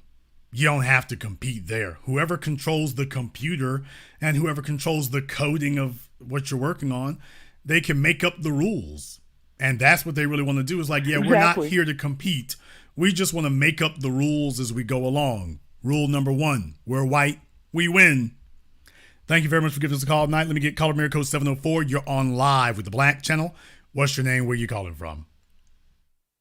What's good? What's good? This is Tyron from Charlotte, North Carolina. All right, Tyron from Charlotte. What's on your mind?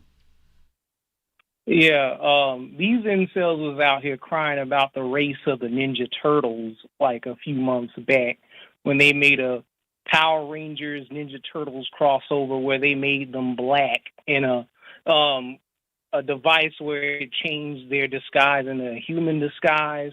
They were also crying about like all types of irrelevant shit. But what they don't do, they don't bat an eye when you see characters within franchises like Mortal Kombat where they whitewash Raiden within those 2 movies or that TV show from back in the day. They don't say anything about whitewashing Batman characters like Bane in the Dark Knight movies where they tried to ground him in reality by making him a Welsh guy and making him a strong dude and taking away his steroids and all this other stuff, and that he came from a Caribbean island background where he's a Hispanic Indian or whatever, and he beat Batman's ass, and he wasn't the only one that did it. It was Predator that came after Batman years prior in a crossover, but Bane was the one that outsmarted everyone that was Batman's supervillain, and he figured out who Bruce Wayne was actually being Batman. He followed him all the way back to his manor and put a beat down on the guy, and they wanted to change him into a bumbling idiot when his live action debut was given to him within the movies. They also added in a Whistler white character in the Blade movies when originally he had a black mentor named Jamal Afari. They always do things like that, but they always complain about a majority black demographic being put into these medias where it shows black empowerment, but it disencourages their what did Professor Black Truth put out years ago? The movies in Malaysia propaganda, where it said that we need to put out media to show that white people are the gods to these indigenous people of Asia. Yeah, I mean, certainly that's one of the things that you see there is they're going to set themselves up as the top dog, and they're going to tell you that that's universal. They're going to tell you that that's what people around the world want to see, not just in America. They're going to tell you anywhere on earth they want to see a white guy running things. Thank you very much for giving us a call tonight. That's the way they want to set that up and give you that idea that, oh, don't worry, the rest of you, while you showing up, well, folks just can't accept that. But us, oh, well, everybody can accept that. And nobody has a problem with that. Caller from area code 504, you're on live with the Black Channel. What's your name? Where you calling from? How you doing, Mr. Black? Charles Jr. from New Orleans, B1 family. Charles, New Orleans, what's on your mind? So there was a controversy a couple of years ago with the last Mortal Kombat that came out. Apparently, the Jax character, his little ending was like he reversed time and whatnot. He made it peaceful for everybody. Now they had Baraka and another character where they enslaved humanity, and here is Jax, an all-American, black man from Texas. He just made it better for everybody. But then because he made world peace around the world, they call that woke. Here is you had two monsters who enslaved humanity, but then you have a black man who made world peace for everybody, but they won't call that woke. So we can see that, having black people in video games, black Americans, is just too much for them. It's a one piece, like you said, that one piece of escapism that they have. And if they can't have that, then they just lose their minds. Well, I mean, but it's also been powerful. Remember, we talk about the Marvel movies, true, but remember, that's all a product of the comic books. That's all a product of the comic books. That's all a product of that. So that's what they're taking a look at. They're looking at the fact that these intellectual properties from the comic books that have been around for decades, take a look at the effect they had once they came to movies with a faithful transition of them. Take a look at what happened. So as far as they're concerned, this confirms everything that they've always said. So now that they've seen how powerful the source material can be, now they're looking to replicate that. They're looking to replicate that all over. And they're trying to get in as early as they can and insisting that that's the only legitimate thing. Why are they fighting for it so hard? Because the idea is that if they can go ahead and make it where they're the only acceptable thing now, then as the numbers go down, the intellectual properties will still remain. Therefore, the effect and control in the culture will remain. Remember, what you write in a book isn't dependent on the real world. It's not dependent on that. You can make it whatever you want to. You're not required to adhere to any real world principle. It's a work of fiction, not a documentary.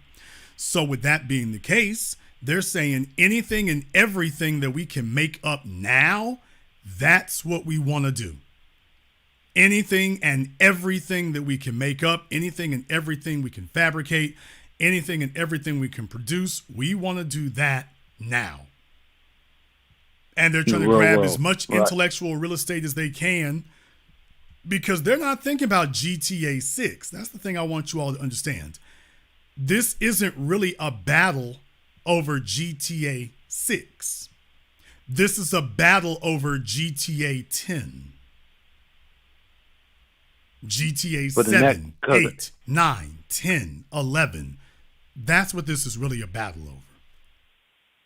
Because as you said, they look past that and they look so many years down the line. They're think about this for a moment. If GTA 5 took 10 years, let's just say it's another 10 years from GTA 6 to GTA 7. It's already going to be about 12, actually, between GTA 5 and GTA 6. But do you realize that at a release cycle of once a decade, that means that your children or your grandchildren will be the ones playing GTA 7 or 8? So if you can knuckle this under now and just make it where GTA is just always, quote unquote, been accepted as, well, this is a white male power fantasy. This is what we do here. Think about that. They're already trying to make it where they stake their claim on the future and that you just accept that the only acceptable way of seeing the world or dealing with anything is to do what Tim Pool was doing it there. He's got a couple of white females speaking against themselves. He's got a couple of white women sitting next to him, co-signing him, criticizing a work of absolute fiction. And because they didn't know any better, or weren't thinking any better, they didn't ask the obvious question I did, which is, by the way, what other video games are you endorsing that's never been an issue before? You got men doing things in Grand Theft Auto that you can't do in the real world. Why does this bother you so much? And just go ahead and say, look, we white supremacists and that's it. I would respect them a whole lot more. Thank you very much for giving us a call. Let me get caller area code 601. You're on live with the Black Channel. What's your name? Where you calling from? Hey, how you doing? This is Brandon calling from Mississippi, by way Colorado. Brandon from Mississippi. Where at Mississippi?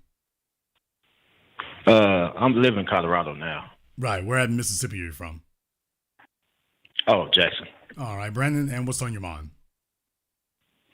Yes, sir. I was listening in, and I was listening to a part where Tim Pool said there was never a female main character or somewhat of. That's what he said?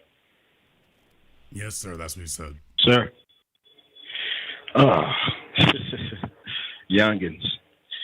I can recall back in 1987, there was a game, there was a release called Metroid.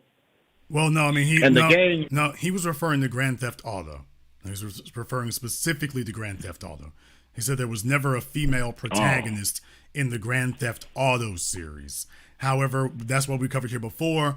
Already you got information that actually in the first Grand Theft Auto, there was actually more than one playable female character. So these guys are making this up as they go along and hoping that nobody else knows the history. And what makes it real criminal is he claimed that he's played all the Grand Theft Autos, including the original one, which was on PC, which is top down. Now, I remember folks talking about that. So according to him, he played Grand Theft Auto 1 and yet doesn't know that there was a more than one female protagonist. So what it really tells you is these guys are lying. They're making things up as they go along. This is about a narrative, not about reality. Thank you very much for giving us a call tonight. Let me get caller area code 213. You're on live with the Black Channel. What's your name? Where you calling from?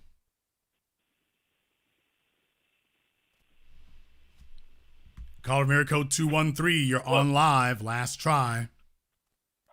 Hello, Jason. This is Omari calling out of Los Angeles. Omari out of Los Angeles. What's on your mind? Hey, Jason. Great broadcast. Thank you very much. I don't know if you covered this, but did this I was watching the first 24 minutes, and then I jumped over to get online or to get on the live call. Did that pool guy bring up the pool clown bring up the fact that San Andreas, Grand Theft Auto San Andreas, was the first Grand Theft Auto game to feature a black protagonist, like, completely? And all this woke outrage is somewhat, over 10 years too late? Grand Theft Auto San Andreas had a completely, a primarily black, like, cast. Samuel L. Jackson was the main antagonist. So all this sudden outrage is it's seemingly misplaced and very, very late. Well, I mean, like I say, they've got a lot of ground to make up for, and they're going to be doing a lot of jumping around. So things that they weren't complaining about before Charlottesville, these are things that they are going to go to the wall for now.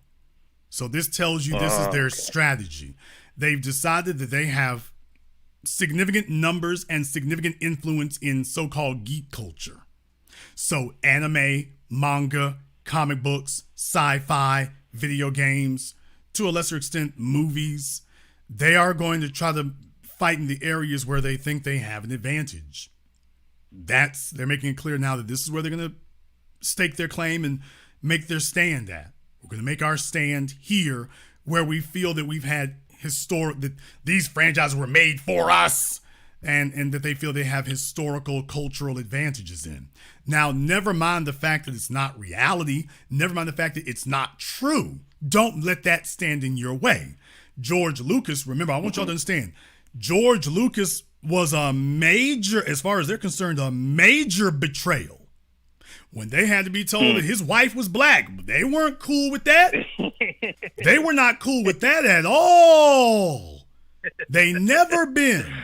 So this is why they keep referring to the original trilogy. Because that's not just a fantasy-based thing or a literary thing. It's also them acknowledging that this was before, those were the good old days. Back when their memories were still intact, when they could still believe what they wanted to believe. Even though we had Lando Calrissian stealing the show and bringing all that pizzazz as Billy D. Williams. Well, yeah, but from Han Solo. Right, but remember, we knew Lando was there. He certainly was a significant character, but he wasn't on the level of Han, Luke, and Leia. So, I mean, he wasn't on the Leia. Right. There was the big four, Han, Luke, Leia, and Vader. All right, fine. So Lando was there, but he wasn't, intrusive. He was a consequential character. He was consequential. Remember, he was the guy who originally owned the Millennium Falcon. He was a consequential character. He wasn't, some throwaway token like that. So George Lucas didn't do that. But remember, because he wasn't a Jedi, he wasn't a Force user, and he wasn't romantically involved with someone who was, they get to they get to minimize him the way that they have worked so hard to minimize Ernie Hudson as Winston Zedmore with the Ghostbusters. Never mind the fact that what makes that criminal, we're talking about these young white supremacists on YouTube and online today. They are they've been on a 30-year campaign, and these kids have picked it up today and run with it to try to minimize Winston Zedmore.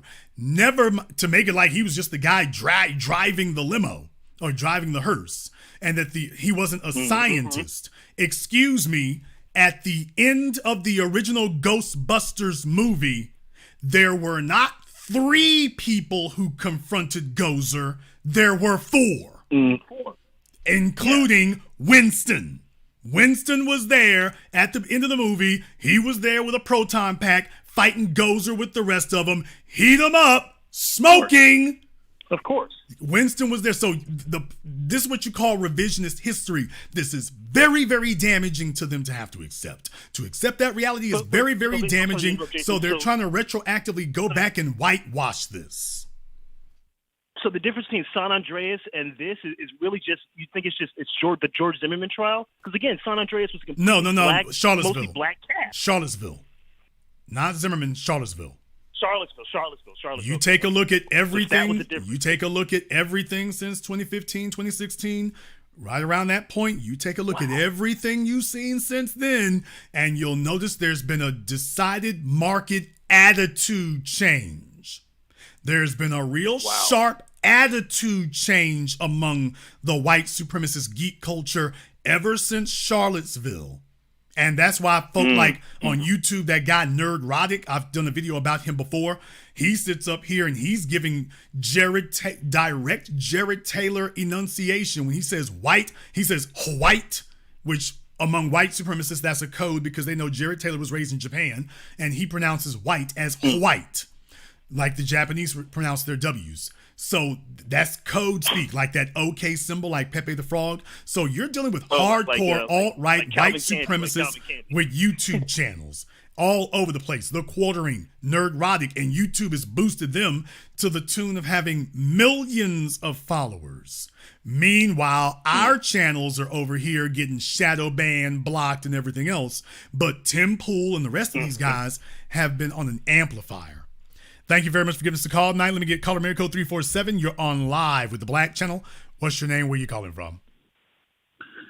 My name is John J. calling from Alpharetta, Georgia. John J. from Alpharetta. What's on your mind? Yeah, just kind of piggyback off that last character. The last person that called in. Grand Theft Auto was always popular, but like he just said, when they came out with the one Grand Theft Auto San Andreas, it went to a new level, and that whole video game was based off of black culture.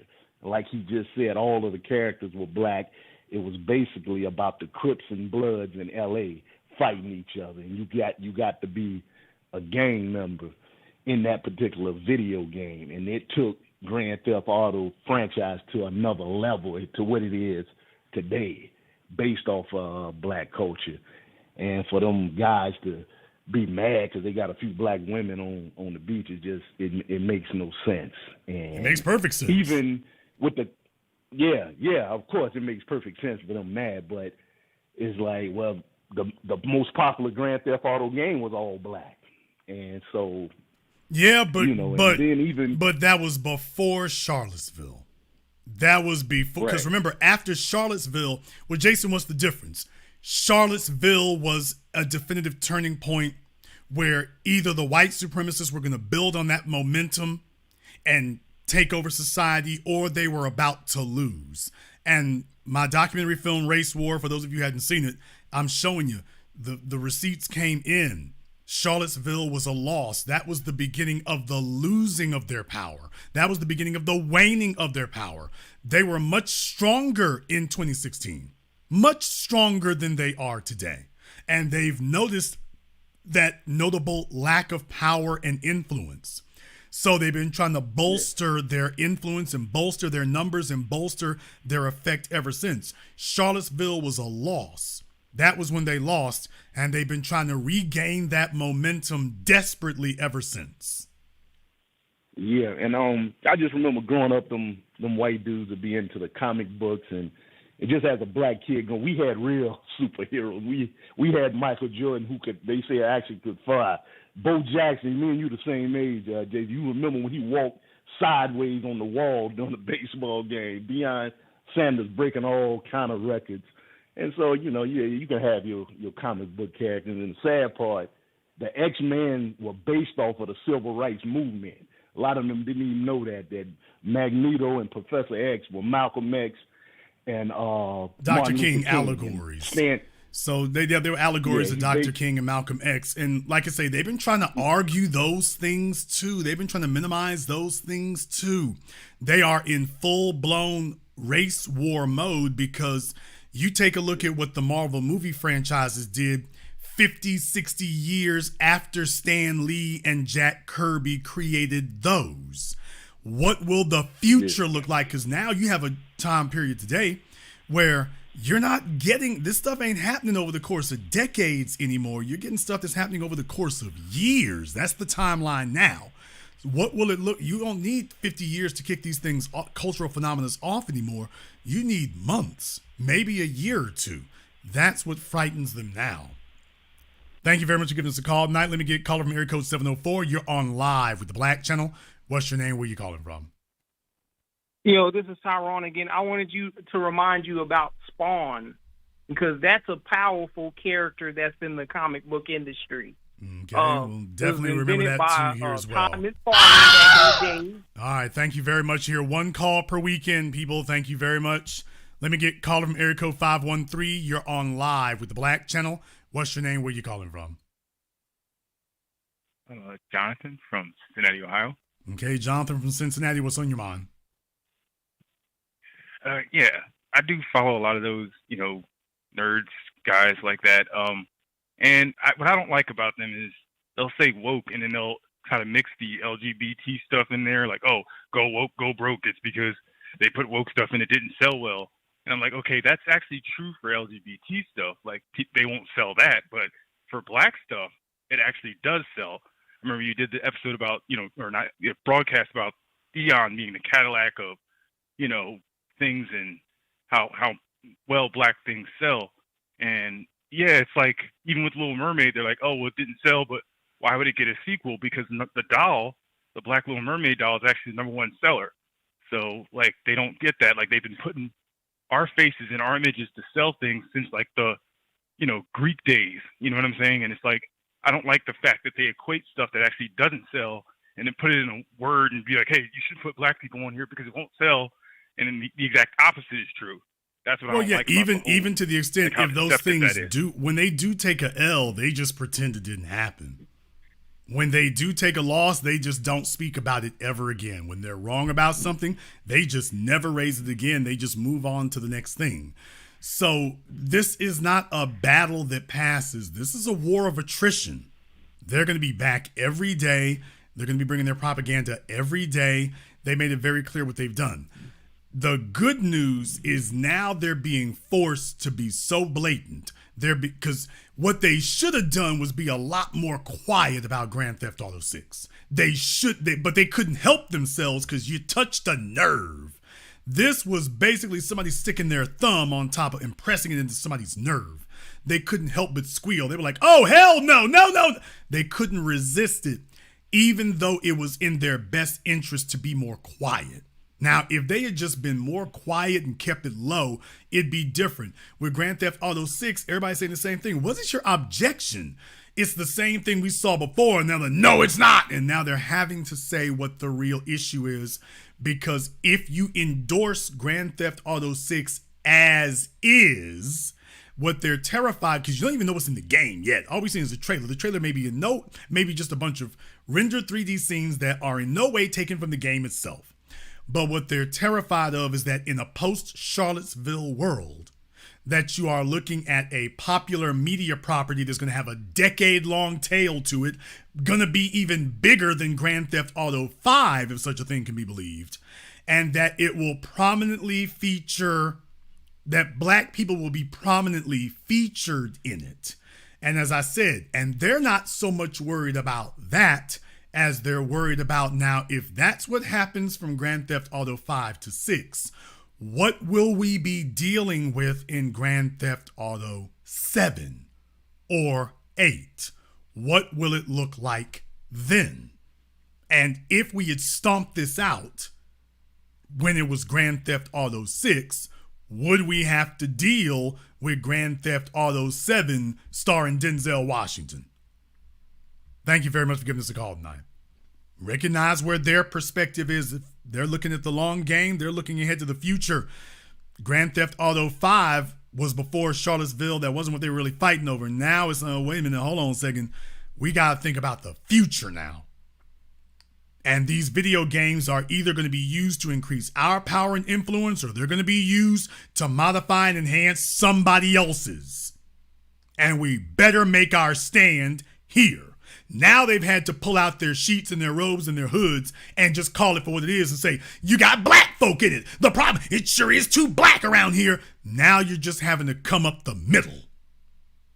Now you just got to come up the middle with it. And that's where you're going to lose. White supremacy can work when you can get folks to say it doesn't exist, when you get folks to keep it on the low. White supremacy can work because you don't have such a clear target to hit. But when they just stand up here and put it on the bricks and let it be known that's what it is, oh, the target is too plain now. The target is too open and obvious, and you're too easy to hit. Caller from area code 770, you're on live with the Black Channel. What's your name? Where you calling from?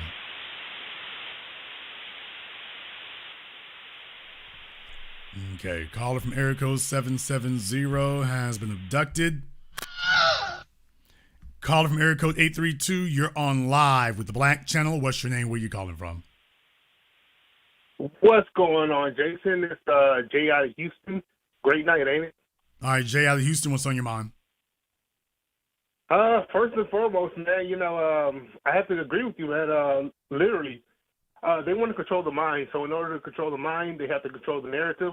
And the gaming system is one of the things that's moving forward that people are into more than they're into TV. So they have to control the narrative when it comes to the images that's on screen when it comes to TV, right? Well, certainly gaming consoles now take up so much real estate when you have, your online interactivity, when you have, all your streaming platforms can run through the gaming consoles now. So they really are used as these entertainment devices across multiple platforms, multiple arenas, multiple systems. It crosses a lot of boundaries. So yeah, you got these devices that are really being used. They're a bigger, bulkier version of the cell phones in a lot of ways. They don't just do one thing. They do multiple things. Right. And also, I know this is unrelated, but I know it's really unrelated. But I have to give a shout out to Houston because even though we didn't win, Sheila Jackson didn't win. So, I feel like I won. Even though we got some little prick in there now, but Sheila Jackson didn't win. So, Congressional Black Caucus, they lost tonight. So, I just want to throw that in there too. Well, we'll definitely come back to that. Thank you very much for giving us a call tonight. We appreciate that. Let me get caller from area code 513. You're on live with the Black Channel. What's your name? Where you calling from? Okay, caller from area code 513 has been abducted. So they definitely got scared there. So folks, like I say, definitely I want you to understand what you're looking at. When you talk about the culture wars and things like that, the white supremacists have made it clear that they've staked out their claim in so-called geek culture. And geek culture is much bigger than just comic books and cosplaying. You're talking about comic books, movies, video games, sci-fi, fantasy books. So now you're in full-blown book publishing, online video games, anime, manga, action figures. So you start crossing over into the real world in that regard. And they're trying to inject their messaging and their programming into it. They're going to tell you the issue with being woke is you're trying to send some message. These white guys are trying to send a message too. That's the reason why they're fighting over this. They're trying to send a message also that the future needs to look like the past and that they're going to do everything they can to preserve that. But that black presence has to be stomped out. We're going to take one more phone call here. Let me get caller from area code 415. You're on live with the Black Channel. What's your name? Where you calling from? Hi, Jason. This is Oliver from Oakland. How are you doing, sir? Oliver from Oakland. What's on your mind? So I just wanted to say excellent broadcast. I'm here in Oakland. I'm a graphic designer, and I actually work with Bandai a little bit and did some artwork for their game Code Vein. I don't know if you know about that, but it's a vampire game, and in the game you can customize your character, and they wanted Afrocentric styles and features and hair designs for their game, so I helped with that. And they specifically said they wanted to appeal to a broader market, and so it's just interesting that these white guys are complaining that people want our money too. Well, yeah, I mean, they certainly do as long as they don't have to share it with you or enrich you in any way. They have no problem with that. Right. So, as long as they can control it, Well, that's the whole point of selling the culture is to be able to control it. Right, but it's also like coming out of the whole Black Panther epic time, like they realize the value in our images and incorporating us into their science fictions. And this is a Japanese company, mind you, right? And it's because we're global, right? And so it's just, I feel like the backlash that these white guys are giving is because they're not the only important customer anymore. They It's have to always compete. about trying to appeal to them and sell them a fantasy, but now it's more perpetuation of culture. In their minds, perpetuation of culture is not competing. Perpetuation of culture is about freezing everybody else out so that there is no competition. That's their idea of a culture. Thank you very much for giving us a call here tonight. Like I say here, folks, when you see these things here going forward, recognize them for what they are, identify them for what they are, see them for what they are, recognize it for what it is. Going forward, there is a digital race war that is already underway, and they are letting you know that that's a weak point for them, because take a look at how they came out screaming. That is a weak point. And when you found where your enemy is weak at, you hammer them. You hammer them relentlessly. We're going to go ahead and wrap things up here tonight. If you are new here to the Black Channel, welcome to the Haven of Intelligent Black Thought. We do this every weekend. Click that red subscribe button. Click that yellow notification bell. Join us each and every time that we are here.